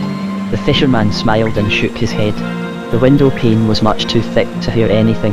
Moomintroll staggered on in the wind, waded back across the point through the breakers and went towards the heather to search there. Moomintroll could hear his father calling, and he could see the hurricane lamp swinging to and fro as Moominpapa groped his way over the rock. The island was restless and uneasy, full of strange whispers and cries, and as Moomintroll ran he was sure he could feel the ground moving beneath his paws. Mama's vanished, he thought. She was so lonely, she just disappeared. Little Mice sat huddled up among the stones. Look, she said, the stones are moving. I don't care, cried Moomintroll. Mama's lost. Mamas don't get lost as easily as all that, said Little My. You can always find them in a corner somewhere if you only look. I'm going to have a nap before the whole island starts to slide away. Mark my words, There's going to be a devilish to-do here before long. The hurricane lamp was over by the black pool, and Moomintroll went over to it. Moominpapa turned round, holding the lamp in the air. I do hope she hasn't fallen in. It's all right, Mama can swim, said Moomintroll. They stood in silence for a moment, looking at each other. The sea thundered on the lighthouse rock. By the way, said Moominpapa, where have you been living all this time? Oh, just here and there, Moomintroll muttered, looking in the other direction. I've had so much to see to, said Moominpapa vaguely. Moomintroll could hear the stones turn themselves over. It was a strange, hard sound. I'm going to look in the thicket, he said. But just then 2 candles appeared in the window of the lighthouse. Moominmama had come home. When they came into the room, she was sitting at the table making a towel. Where on earth have you been? Exclaimed Moominpapa. Me, said Moominmama innocently. I was just taking a little stroll to get some air. But you mustn't frighten us like that, said Moominpapa. You must remember that we're used to your being here when we come home in the evening. That's just it, Moominmama sighed. But one needs a change sometimes. We take everything too much for granted, including each other. Isn't it true, dearest? Moominpapa stared doubtfully at her, but she just laughed and went on sewing. So he went over to the calendar and made a cross on it to show that it was Friday. Below it he wrote, Wind Force 5. Moomintroll thought that the picture of the seahorse had changed somehow. The real sea wasn't as blue as that, and the moon was a little overdone. He sat down at the table, and whispered as softly as he could, Mama, I'm living in a glade in the thicket. Are you? Said Moominmama. Is it nice there? Yes, very. I thought perhaps that you might like to come and see it sometime. I'd love to, said Moominmama. When will you take me there? Moomintroll looked round quickly, but Moominpapa was deep in his exercise book. Then he whispered, Now, straight away. Tonight? Yes, said Moominmama. But wouldn't it be nicer if we all went together in the morning? It wouldn't be the same thing, said Moomintroll. Moominmama nodded her head and went on sewing. Moominpapa wrote in his exercise book, Some things may change at night. For investigation. What does the sea do at night? Observations. My island is quite different in the dark because of a. Certain curious sounds, and b. certain unmistakable movements. Moominpapa lifted his pencil, hesitating for a moment. Then he continued, Can strong emotional disturbance in a person transfer itself to his surroundings? Example, I was really very upset because we couldn't find Mama. Investigate this. He read through what he had written, and tried to come to some conclusion. But he couldn't, so he gave it up and pottered over to his bed. Before he pulled the blanket over his head, he said, Make sure you turn the lamp out properly before you go to bed. We don't want it to smell. Of course, dearest, said Moominmama. Asterisk when Moominpapa had gone to sleep, Moomintroll took the hurricane lamp and guided Moominmama across the island. She stopped in the heather and listened. Is it always like this at night? She asked. Yes, it does make you feel a little uneasy at night, Moomintroll said. But you don't want to let that worry you. It's only the island. You see, it wakes up at night just when we're all asleep. I see, said Moominmama. Is that what it is? Moomintroll led the way through the main entrance to his glade. From time to time he looked round to make sure that Moominmama was still following. She got stuck in the branches, but somehow she managed to reach the glade. So this is where you live, she exclaimed. How lovely it is here. The roof has lost most of its leaves, Moomintroll explained. But you should see it when it's green. It looks just like a cave at the moment, with the lamp shining. Yes it does, doesn't it? Said Moominmama. We ought to bring a mat and a little box to sit on. She looked up and saw the stars and the clouds sailing past. You know, she said, sometimes I get a feeling that this island is moving, with us on it. We're drifting somewhere. Mama, said Moomintroll suddenly. I've met the seahorses, but they don't seem to be interested in me at all. I only wanted to run along the beach beside them, and laugh with them. They are so beautiful. Moominmama nodded her head. I don't really think it's possible to be friends with a seahorse, she said gravely. It's not worthwhile being disappointed with them. I think one is only meant to feel happy when one just looks at them in the way that one looks at pretty birds, or beautiful scenery. Perhaps you're right, said Moomintroll. They listened to the wind blowing through the thicket. Moomintroll had quite forgotten the croak. I'm sorry, I've nothing to offer you, said Moomintroll. We've time for it tomorrow, said Moominmama. We can have a little party in here, and the others can come too if they want to. Well, it was nice to see where you live. Now I think I shall go back to the lighthouse. After he had taken Moominmama home, Moomintroll put out the hurricane lamp. He wanted to be alone. The wind was getting up. The darkness, the thundering of the sea, and something that Moominmama had said, made him feel safe. He came to the place where the rock fell away towards the black pool. He could hear the sound of the water splashing at the bottom of the cliff, but he didn't stop. He strolled on, feeling as light as a balloon and not the least bit sleepy. And then he saw her. The Groke had come right up onto the island and she was nosing around below the lighthouse rock. There she was, shuffling up and down, sniffing in the heather, and staring short-sightedly all round her. Then she wandered off towards the swamp. She's looking for me, thought Moomintroll. But she might as well take it easy. I'm not going to light the lamp, it takes too much paraffin. He stood still for a moment, watching her wander forlornly over the island. She can dance tomorrow night, he said to himself with a feeling of kindly indulgence. But not just now. I feel like staying at home tonight. So he turned his back on the Groke and took a roundabout route back to his glade. Moomintroll woke at dawn with a feeling of panic. He was shut in. He was suffocating inside his sleeping bag.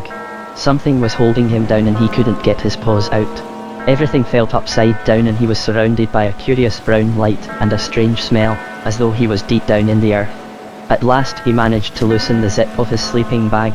A cloud of soil and pine needles was whirling round him. The whole world seemed changed, and he felt utterly lost. Everywhere, brown roots were creeping along the ground and right over his sleeping bag. The trees weren't actually moving now, but in the darkness they had moved away from above his head. The whole forest had pulled up its roots and stepped over him just as though he was a stone. There was the matchbox just where it always was, and next to it the bottle of blackcurrant juice. But the glade had gone, it just wasn't there anymore. The tunnels he had made had all grown over again. He seemed to be in a primeval forest, fleeing with the trees, creeping along the ground, dragging his sleeping bag. He had to hold onto it because it was a very fine sleeping bag, and, besides, it had been given to him as a present. He caught sight of the hurricane lamp. It was hanging in the tree where he had put it, but the tree had moved. Moomintroll sat down and screamed for Little Mai at the top of his voice. She answered immediately. She gave a long series of signals, in a voice that sounded like the clarion calls of a very small trumpet, or a boy far out at sea. Moomintroll started to crawl in the direction of the sound. He came out into the daylight and the wind blew right in his face. He got up, his legs shaking, and looked at Little Mai with a feeling of intense relief. He thought that for once she was almost pretty. A few of the smaller bushes, which had pulled their roots out of the ground without any difficulty, were already lying tangled and confused in the heather some way off. The swampy patch had sunk right into the ground and looked like a deep green ravine. "What's happening?" Moomintroll cried. "Why are they pulling up their roots like that? I don't understand it." "They're scared stiff," said Little Mai, looking at him right between the eyes. "They are so scared that every little pine needle is standing on end. They're even more scared than you are. If I didn't know that in fact it's the other way around, I should think that the Groke had been here." "Eh?" Moomintroll felt a sinking feeling in his tummy and sat down in the heather. The heather was just the same as ever, thank goodness. It was flowering just as usual, and had decided to stay just where it was. "The Groke," continued Little Mai thoughtfully, "big, and cold, and wandering around, sitting down all over the place. And do you know what happens when she sits down?" Of course he knew. Nothing would grow. Nothing would ever grow where she had sat. "Why are you staring at me like that?" Moomintroll exclaimed. "Was I staring at you?" asked Little Mai innocently. "Why should I? Perhaps I was staring at something behind you." Moomintroll jumped up and looked round, terrified. "Ha, ha, I was only pulling your leg," cried Little Mai, delighted.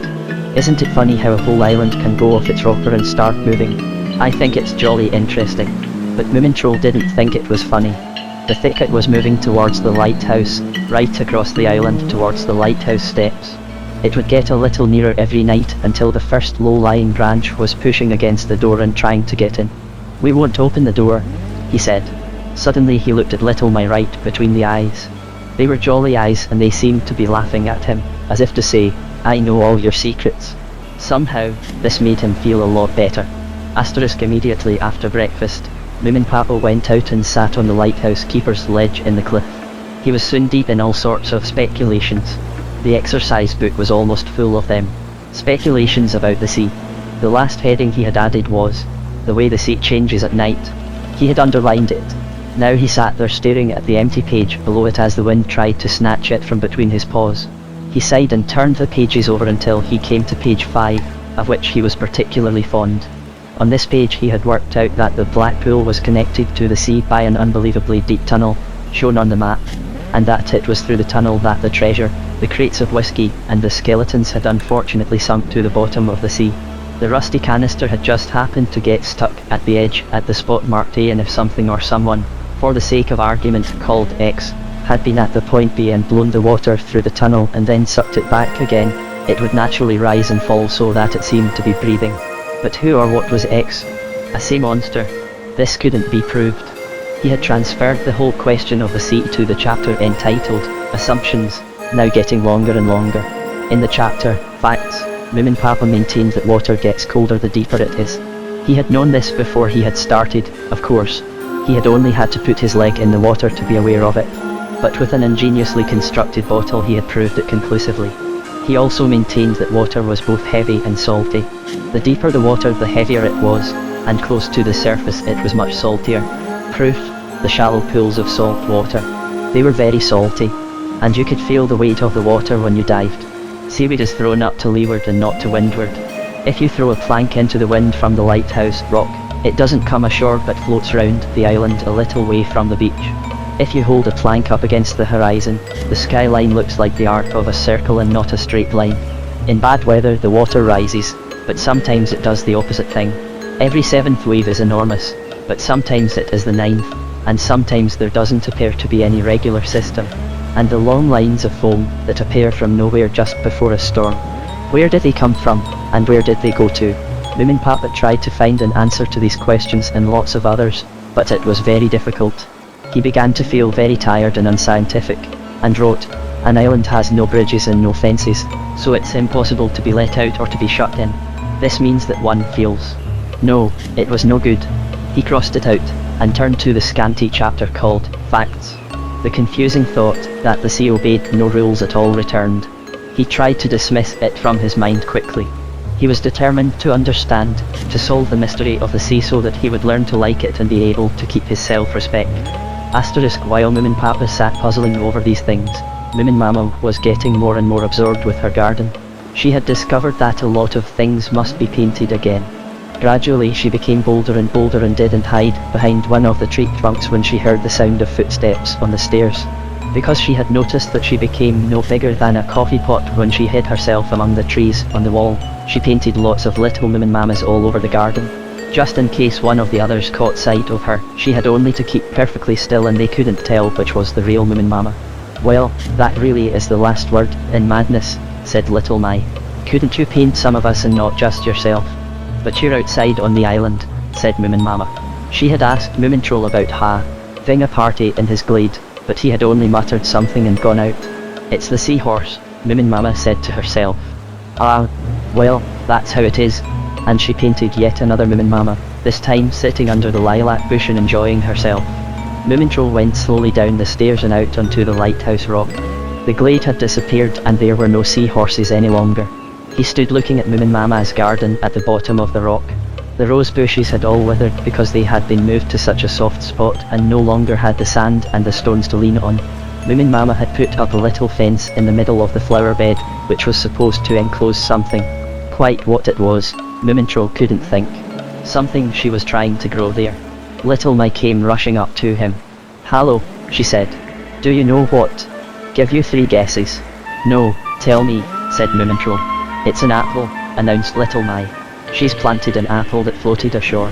She says that the seeds will grow into an apple tree." "An apple," repeated Moomintroll in surprise. "But it takes years and years for an apple tree to grow." "You bet it does," said Little Mai, and rushed off.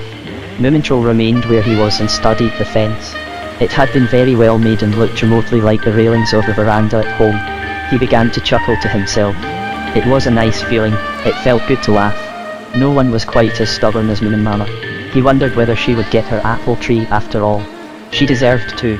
And from one thing to another, it would actually be much more fun to have a tiny little cottage than a glade. A tiny little cottage one had built with one's own paws. One could put pretty little pebbles in the window, Moominpapa and Moominmama didn't notice that the forest was moving decidedly closer to the lighthouse until some time during the afternoon. The alders seemed to have been in more of a hurry than the other trees, and they had crept halfway up the island. Only the alder to which the adventure was tied remained, although it had nearly strangled itself by straining at the rope. The aspens had lost all their leaves and could no longer rustle with fright.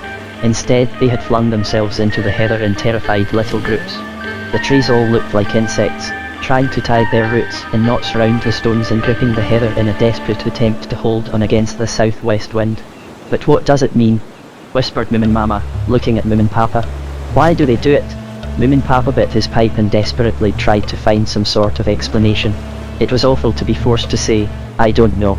He was fed up with not understanding anything. Finally he said, "It's the sort of thing that happens at night. Things can change during the night, you know." Moominmama stared at him. "It's just possible that," continued Moominpapa nervously, "that, some sort of secret transformation in the darkness. I mean, if we were to go outside and, add to the confusion, it would be so great. The confusion I mean, that when we woke up in the morning everything would be just as it was." "What are you talking about, dearest?" asked Moominmama anxiously. Moominpapa blushed scarlet. After an embarrassed pause, Moomintroll murmured, "They're scared." "Do you think so?" said Moominpapa gratefully. "Yes, I think you've got something there." He looked round at the scarred ground. Every single tree had moved away from the sea. "At last I understand," exclaimed Moominpapa. "They're scared of the sea. The sea frightened them. I felt something going on when I was out last night." He opened his exercise book and fumbled with the pages. "This is what I wrote down this morning. Just a minute.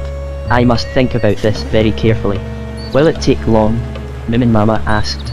But Moominpapa was already on his way to the lighthouse rock with his nose deep in his notes.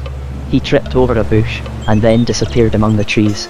"Mama," said Moomintroll, "I don't